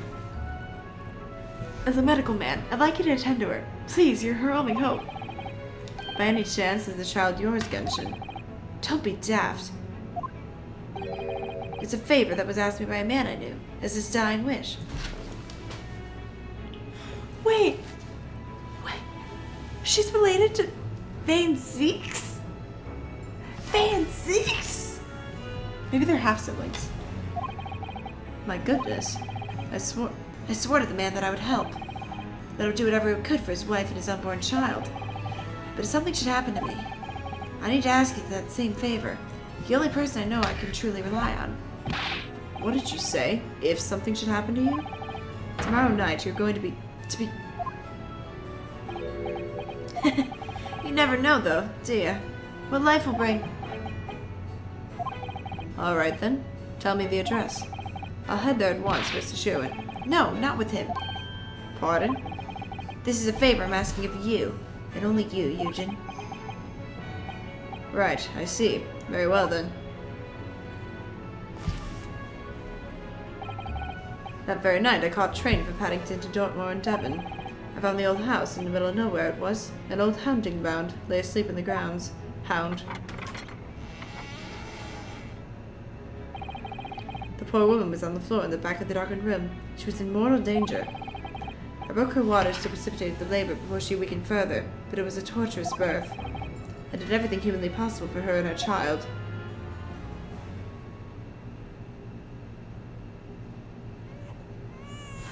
Guys. And in the end, I was lucky enough to welcome a new life into the world. But tragically, my efforts to save the mother's life were in vain. I held the healthy newborn girl in my arms and wept for longer than I care to remember. Eventually, in something of a daze, I looked around the room. There were precious little in it, but an old travel trunk caught my eye. It had clearly been well looked after over the years, a bit of top-quality leather with fine stitching. But it was when I saw the emblem on the side of it that everything dropped into place. Her dad is a serial killer. B for Baskerville. Baskerville? You mean the woman was the wife of Lord Clint Van Zeeks? That's right. That kid is Iris. That kid!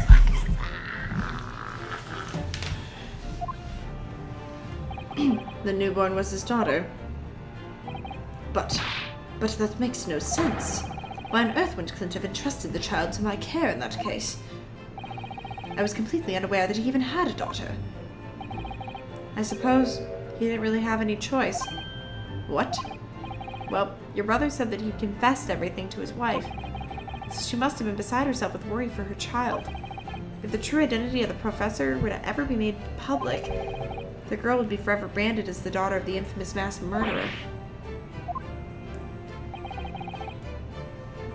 Or not I forgot it wasn't his father that died, it was his brother. I was thinking of the old guy. So that's his niece. Oh my gosh. So the only solution was to distance the young girl from the Van Zieks family as much as possible. I don't believe it. I imagine that in his final hour, Lord Clint Van Zieks made the obvious choice. He would have thought to himself, this Japanese man here is someone I can trust. I honored my promise to Genshin, of course. However, only a month later I was summoned back to Japan, and without disclosing the parentage of the child, I couldn't obtain permission to take her with me. Oh, how awful. I was completely at a loss. In the end, I had to ask my great friend. I asked him if he would be a father to her. That being Mr. Sholmes, I presume. Yes. He took one look into my eyes and agreed to attend the spot. Mr. Sholmes, he has a heart of gold. Really, all of it can be said is that I did for the child was to give her a name. Oh? When I'd come to Britain, I was trying to escape from the grief of losing my darling wife. So it was her name that I gave the little girl. Your wife's name, Professor Mikotoba? In other words, the name of my mother. Ayumi Mikotoba. Oh! That's right. Ayumi, or in English, Iris. Iris. I had no idea. Ouch! Mr. Naruhodo, what's wrong? This little thing just pinched me on the back through my trouser pocket hard. Oh, my dear fellows, can you hear me? Mr. Sholmes, is that you? Ouch! Yes, we can hear you. See what excessive tugging can do? Let that be a lesson to you.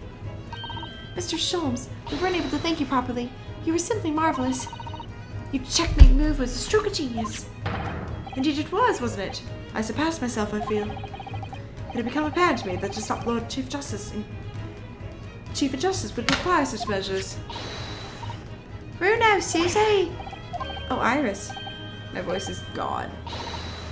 I'm so pleased. What a wonderful outcome. Her Majesty Queen Vicky said she thought my special blend was delicious. Oh, I'm sure she did.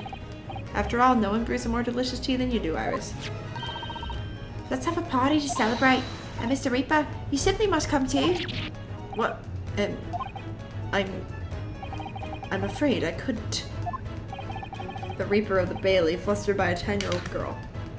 Again. No, really? Oh, Poe. But I give you my word that I shall present myself at your residence in the near future to express my gratitude. Oh, how lovely. Yeah, that is your niece. You promised me now. I won't let you forget. Bye for now, then. Alright, Iris. Thank you for all your help earlier. Oh, that was nothing. Just come back soon. Ow! One final pinch goodbye, was it? I don't like you. Well, I think I ought to be leaving. Lord Van Zieks, would you care to accompany me? Certainly. Mr. Naruhodo, allow me once again to express my deep gratitude to you. I believe you saved my life.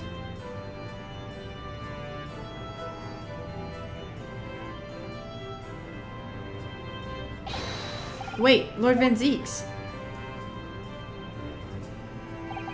Yes?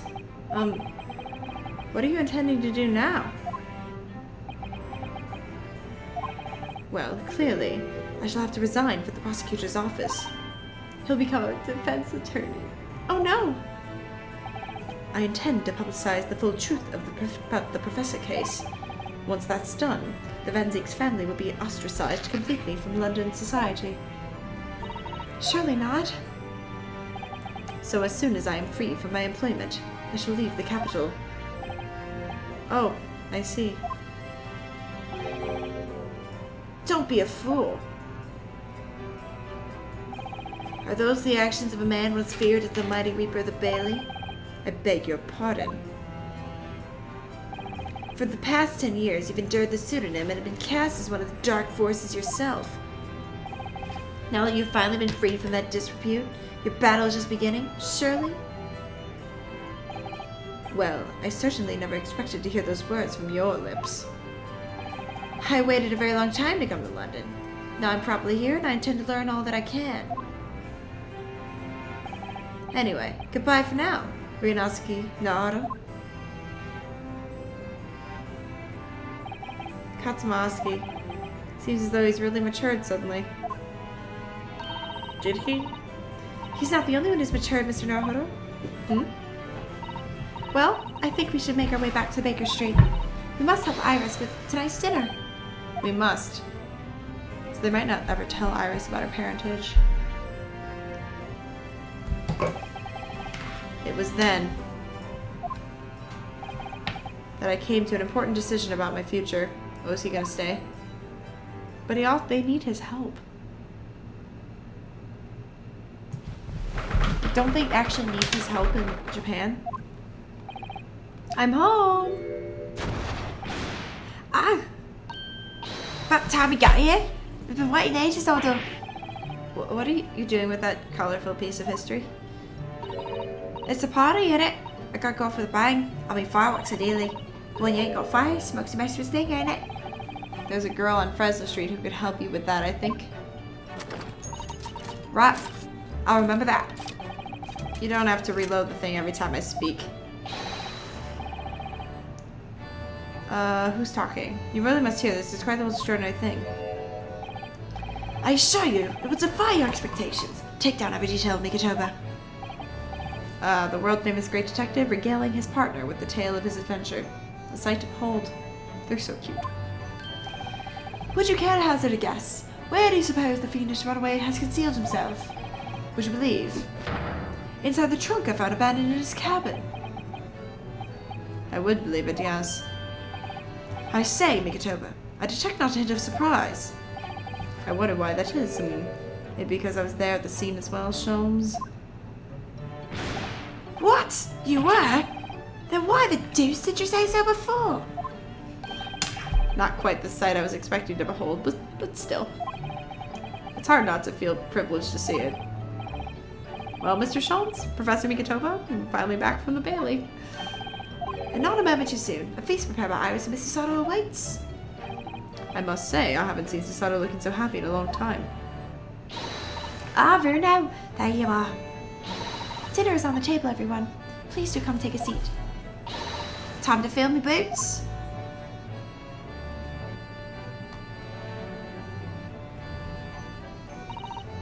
Goodness, is that really true, Gina? Yep, I'm losing my copper's cover and going back to what I know best. It's a daughter's life for me.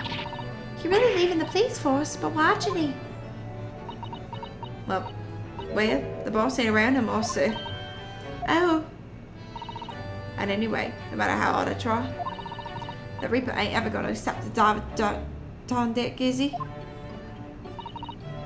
Well, people can change, you know. Ah, yes, that reminds me.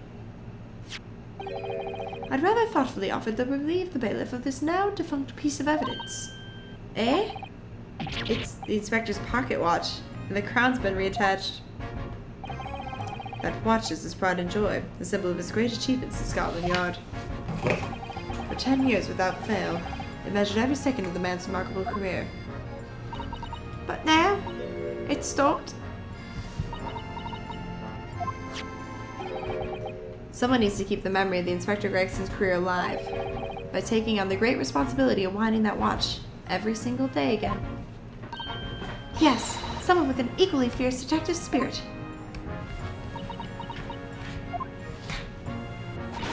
It's gotta be me. There ain't no one else.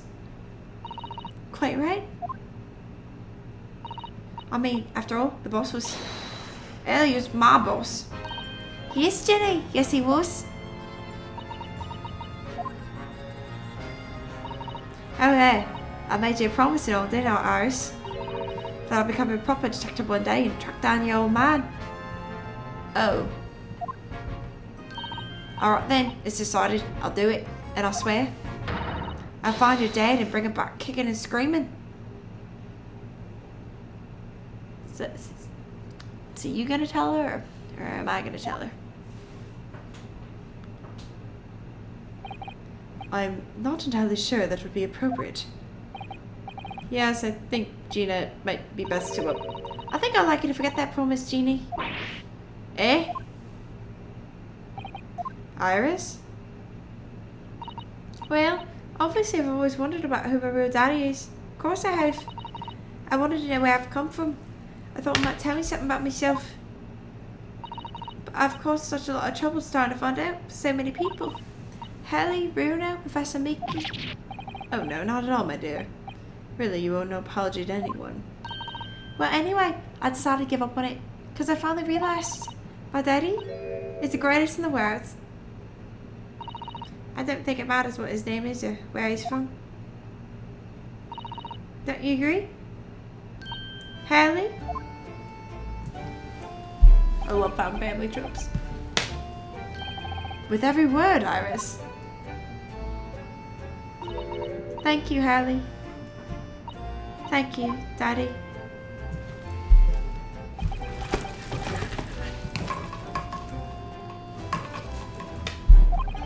I think, Mikitoba. Yes, Sholmes?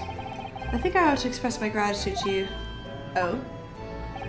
For 6 years, you and I solved many a mystery together.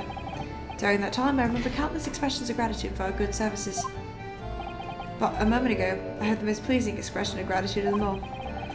I should never have experienced it, were it not for you.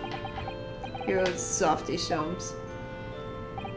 But I must confess it's a weight off my mind to hear you say it. Well then, I think this calls for a lengthy violin recital, wouldn't you say? Oh well. The food goes cold. It's the only problem. Maybe next week, Ellie.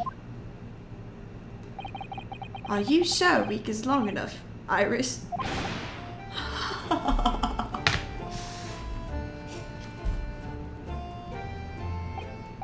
Even amidst the most troubling of cases, even reeling from the most shocking of revelations, returning in the evening to this suite of rooms, there's always warmth and happiness to be had. The home of the world's greatest detective, and my home, too, with my greatest family.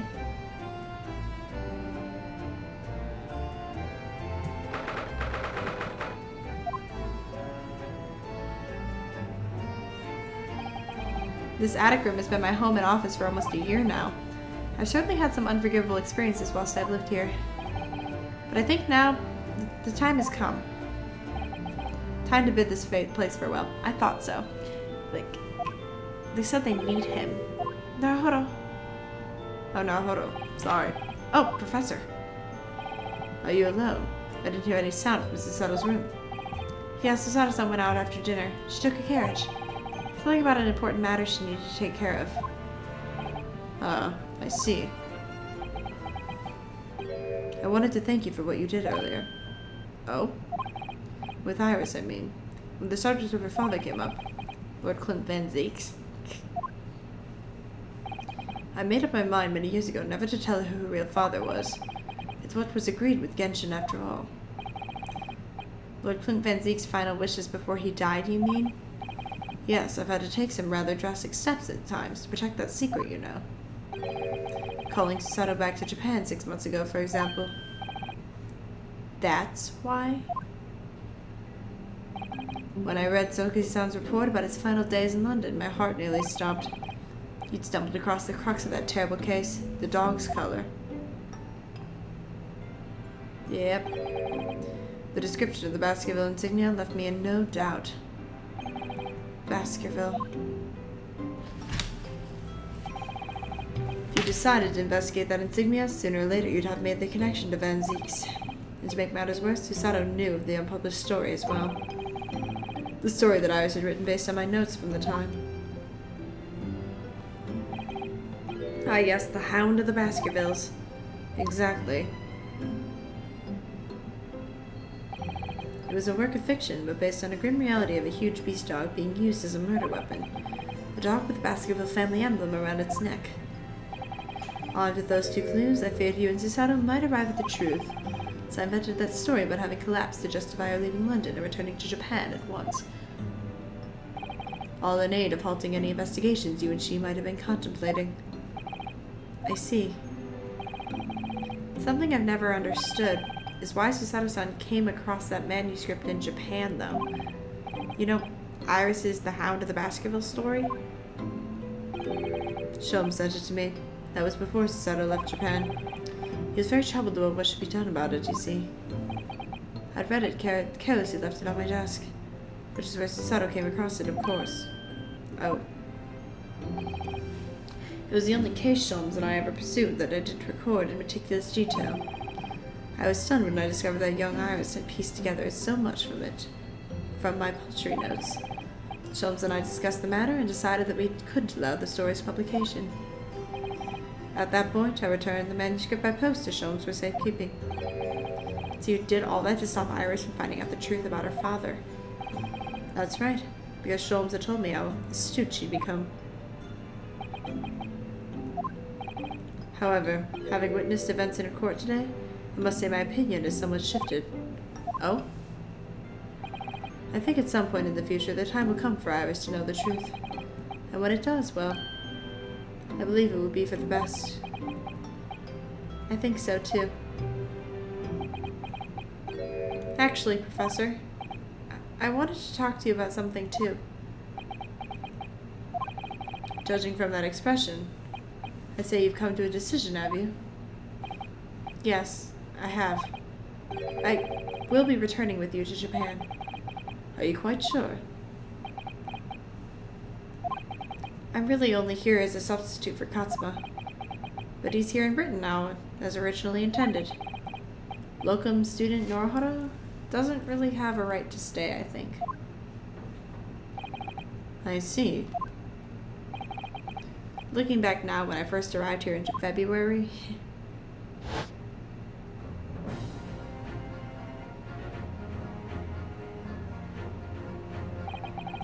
my becoming a lawyer just seemed to be the way things turned out. With Katsuma, Susato-san, and Mr. Sholmes all gently pushing me in that direction.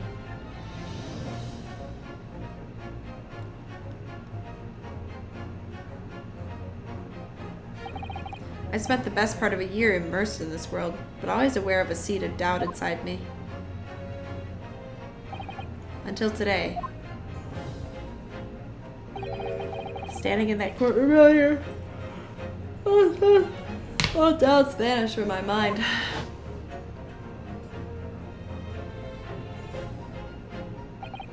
I was totally focused. I was sure of my belief in my client, and I was sure I could see the trial through. And at the end of it, I finally realized no one else chose this path for me. Well, I always butcher the good lines. I chose it myself.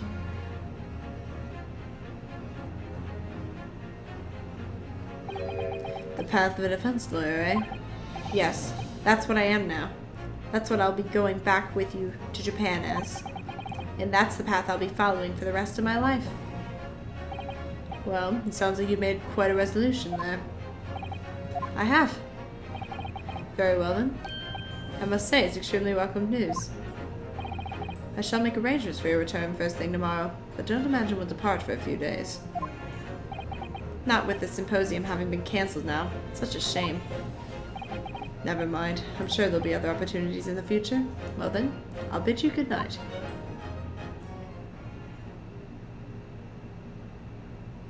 Oh no. She knows. This is Sato-san. I just wanted to let you know I'm back. She knows. She knows. Did you, hear what your father and I were discussing? I'm sorry, I did. Yes, I couldn't help but... Oh, how much did you hear? Well, from the part about Iris' real father, I think. In other words, from the beginning. So you've made up your mind. You'll return to Japan and continue working as a defense lawyer. Yes, I'm sorry. I really should have consulted you about it. I did want it to earlier this evening, actually, but you'd already gone out. Oh no, that's quite alright. I already knew that it was what you decide, Naruhodo-san. You did?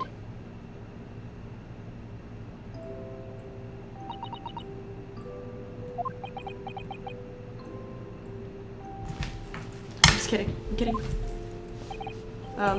Susato-san? Yes? I suppose this means it has to be farewell soon. I suppose. You'll be a great help to Katsuma going forward. I mean, I know he's a brilliant lawyer, but he's new to the British courtroom. He'll certainly benefit greatly having a brilliant judicial assistant at his side. I'll do my very best. I wish I could say it, but I just can't. I can't ask her to come with me, after all. She was always supposed to be coming to Britain as Katsuma's assistant. It's growing late. We should both try to get some sleep. I'm sure you must be exhausted after today. Oh, yeah, you're right. Before I retire, let me just say one more time. You really were quite splendid in court today. So if you ask me, anyone who thinks of you as a substitute or locum should be ashamed of themselves. Susato-san. Thank you. So cute.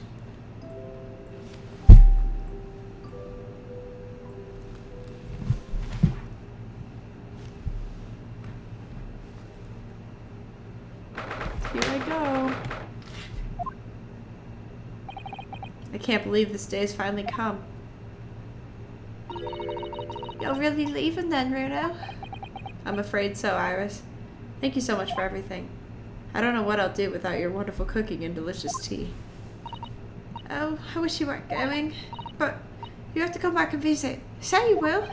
Of course. I promise.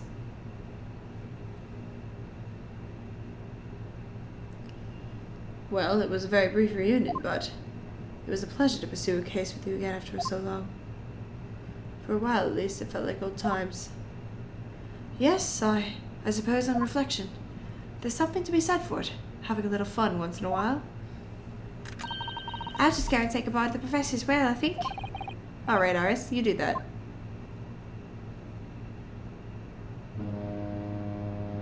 Honk. Susato-san. Oh, are they talking again? I've just checked, Naruhodo-san. Your luggage is already on board. Such a beautiful morning. Perfect for embarking on a journey, isn't it? She's so cute. Before I set off, I'd just like to say how thankful I am for everything you've done for me. I forget that's what his voice And sounds give my like. warmest regards to Kazuma, please. He's here. Actually, I think you ought to give him your regards in person, don't you? Sorry? I still hate you. Ryunosuke. Kazuma! What are you doing here?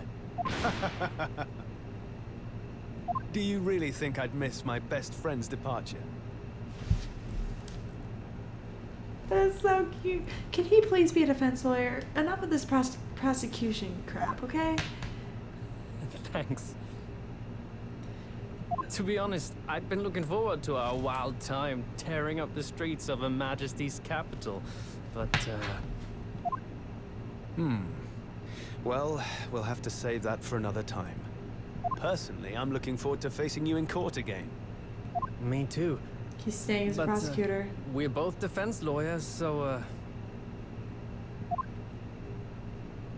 I'm going to become a prosecutor. Oh, it's official. He's under Van Zeek's then. I'll stay in Lord Van Zeek's tutelage for the time being, but before long, I intend to be just as formidable as the Reaper himself. Why? oh, I see. Actually, Ryunosuke, I have a favor to ask.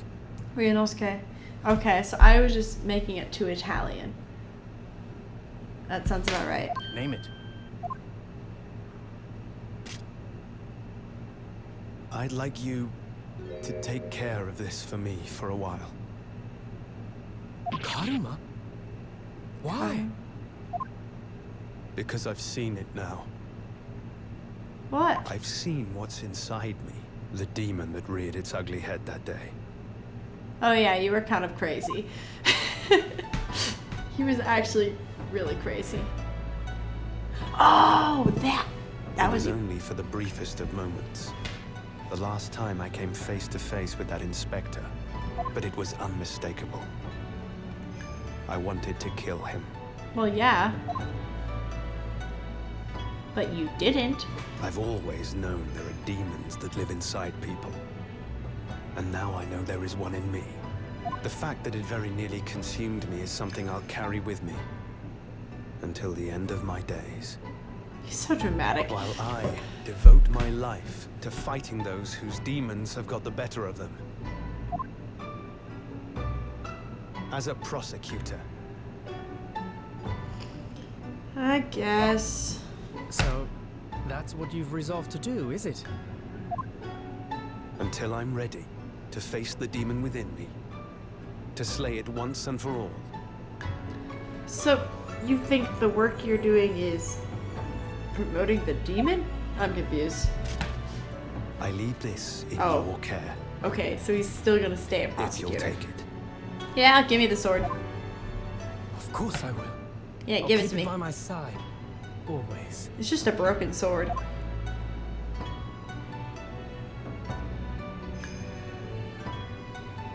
Until we meet again, then. You have your path to follow, and I have mine. Naruhodo-san? What's that? The path you're going to follow from now on, What about it? I wonder if I might follow it at your side, unless I'd be a burden. Is she gonna come with me? Yes, please. Come with me, come with me, come with me. I mean, I would very much like you to come with me. They're so cute. But aren't you... You're so predictable, Ryunosuke. Ryunosuke. I'm Ryunosuke. I made it so Italian. I am? Honestly, you never change at all. But that's what I like about you. Why? You mean you knew about this? It was the evening after Lord Van Zeek's trial came to an end. I gotta not look at the lips. It's making She me go came to crazy. see me at the prosecutor's office. Oh, that's what that's about. Really? Or when I had that conversation with Professor Mikotoba? Mikotoba? Mikotoba? So, you'd go with Ryunosuke back to Japan? Yes. I know it's unfair of me to follow my own interests like this. Nah, it's pretty fair. Coming here especially to tell me. You're a stickler for etiquette, aren't you? That she is. She's a class act. Well, what are his feelings? We've never discussed it, of course, and Naruhodo-san has made no such suggestion. I worry that perhaps I'd be a burden to him. Bro, he's in love with you. He's just as much of a stickler for etiquette as you are. Yep. He'd never say anything before he was asked. But I'd feel happy knowing you were with him. Look out for him on my behalf, will you? Of course. She's so sweet. Susato-san. I wish I could have had them voice acting this whole time. My What do you voice is think, literally Naruhodo-san? shot. With you by my side, no trial would seem too daunting. So if you're willing, I'd be honored if you'd come with me. Together we can take on the world.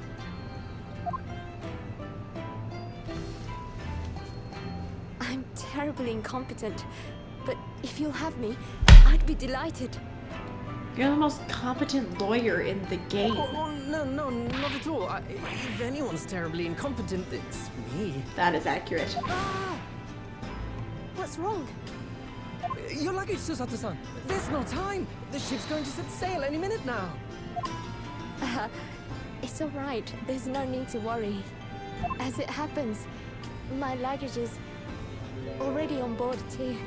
It is. Your fine judicial assistant has everything in hand as always, I see. Hog. Bruno, your ship's about to leave. That's her voice. Time to go then. Look after yourself, Ryunosuke. Kazuma, draw your sword.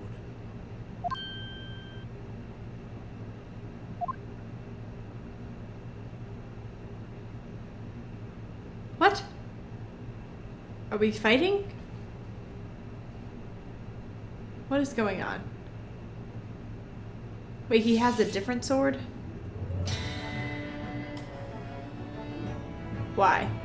One day, when our paths cross, once more, we'll fight a duel of words across the courtroom. Didn't we already do that? Wait, as a lawyer. I've been waiting to hear you say that, partner. Didn't we already do that? And also, I won, bucko. Van Zeeks isn't all that intimidating when I've won every Don't round. forget me then, Kazuma. As if I could, Ryunosuke. Yeah, you did for like 6 months. And Mr. Sholmes, thank you so much. Because they said I'm very much indebted to you. amnesia plotline. I'm so mad about that. Indeed, Mr. Naruhodo. I believe you are. That's his voice. I've heard it before, but that doesn't I'll sound right. never forget all you've done for me during my time in London. Quite. I should like to think you will remember your debt of gratitude. Especially when I visit you in your country. Oh, you're coming. What? The truth is, although many are ignorant of the fact, the world is far smaller than most folk realize. So true. Well, I'd be delighted if you came to Japan one For- day. Imagine if we had the voice acting when he was doing a great deduction. Oh yes, would welcome you with open arms, Mr. Sholmes. Oh, that sounds wonderful! I can't wait! Great. In that case, I like let my us voice for her conclude that better. This is to be merely a brief parting, like dear fellows. Aww. Guys. And that brings us to the end of my adventures in Great Britain.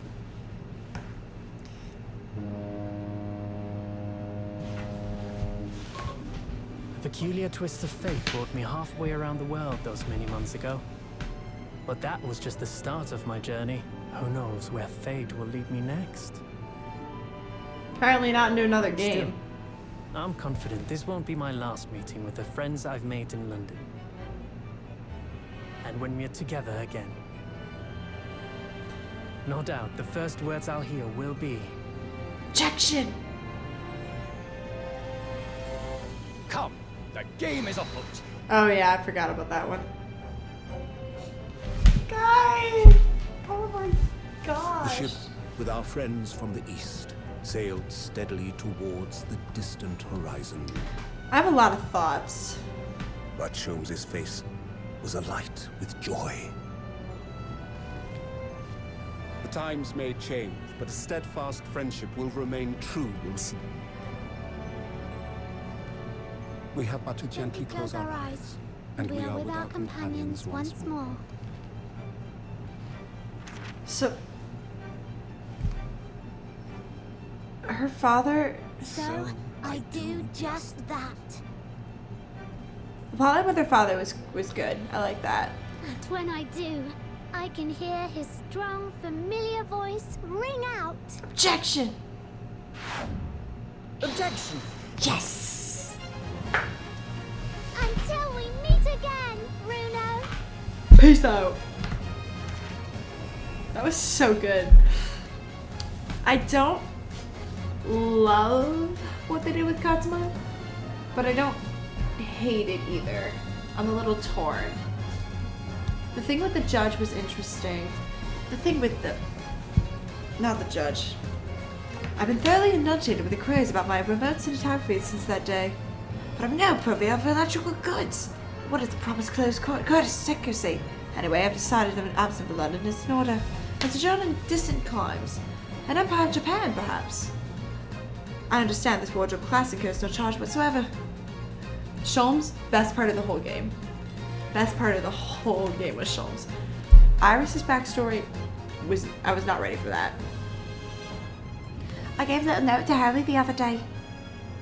It just said, "Thank you for everything, Daddy." But I made Harley cry. I want to see that. I gave him some lotion and adventure as well, so his hair read safely. But he said it might make him cry too, so he'd rather not use it. Yeah, she was good. Susato-san was... Susato-san? I don't know how to say it. Amazing. Great character. In those days when I was known as the Reaper, I felt your presence at my side.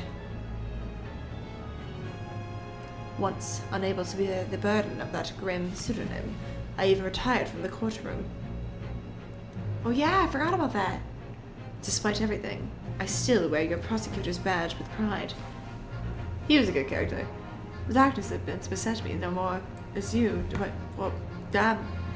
In the words of a young foreign friend of mine, I must stride forward towards a brighter future.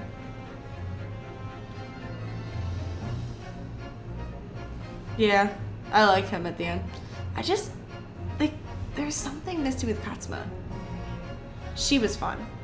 The boss left a note for me, you know, and I read every letter now, H to Z, the whole lot. It cleared a lot of stuff up. The boss was trying to protect me, see? I love the puppy. And that's exactly what me and Chief Inspector Toby here got to keep doing for Londoners. I only wish I could have said how grateful I was before, you know. Also, killing the detective? Bold move. That was crazy.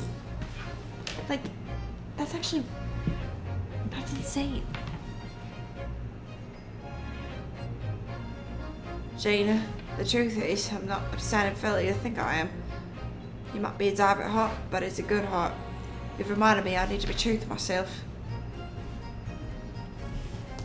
I've got one more job to take care of before it's ta-ta to London town for the foreseeable.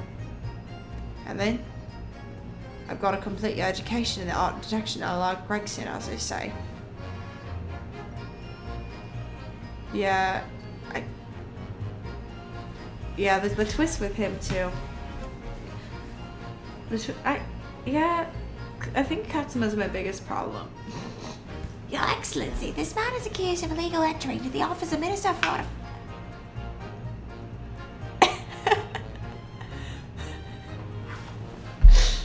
Yeah.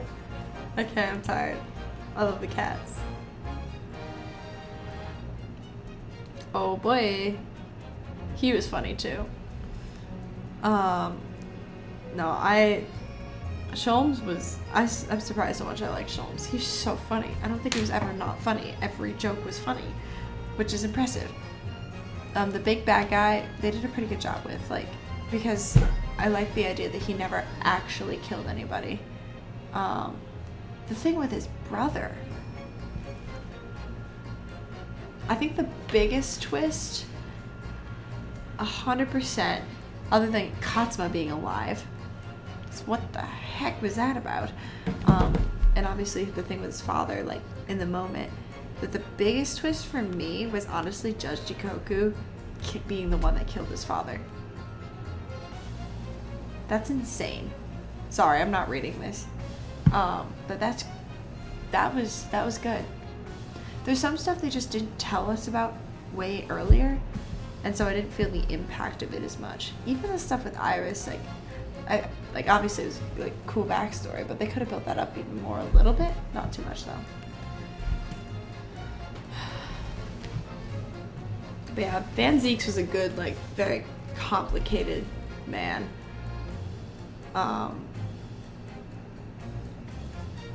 But yeah, that was good.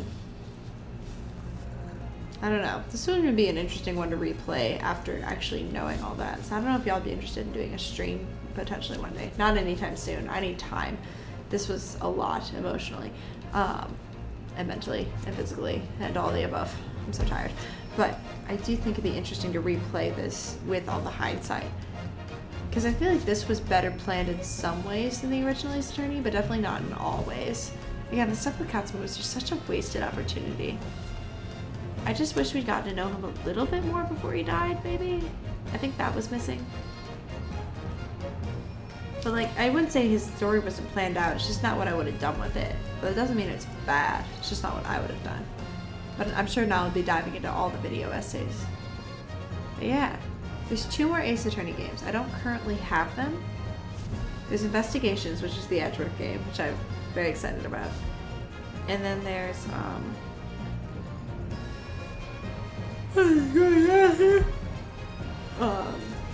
and then there's Apollo Justice, which is after the original Ace Attorney.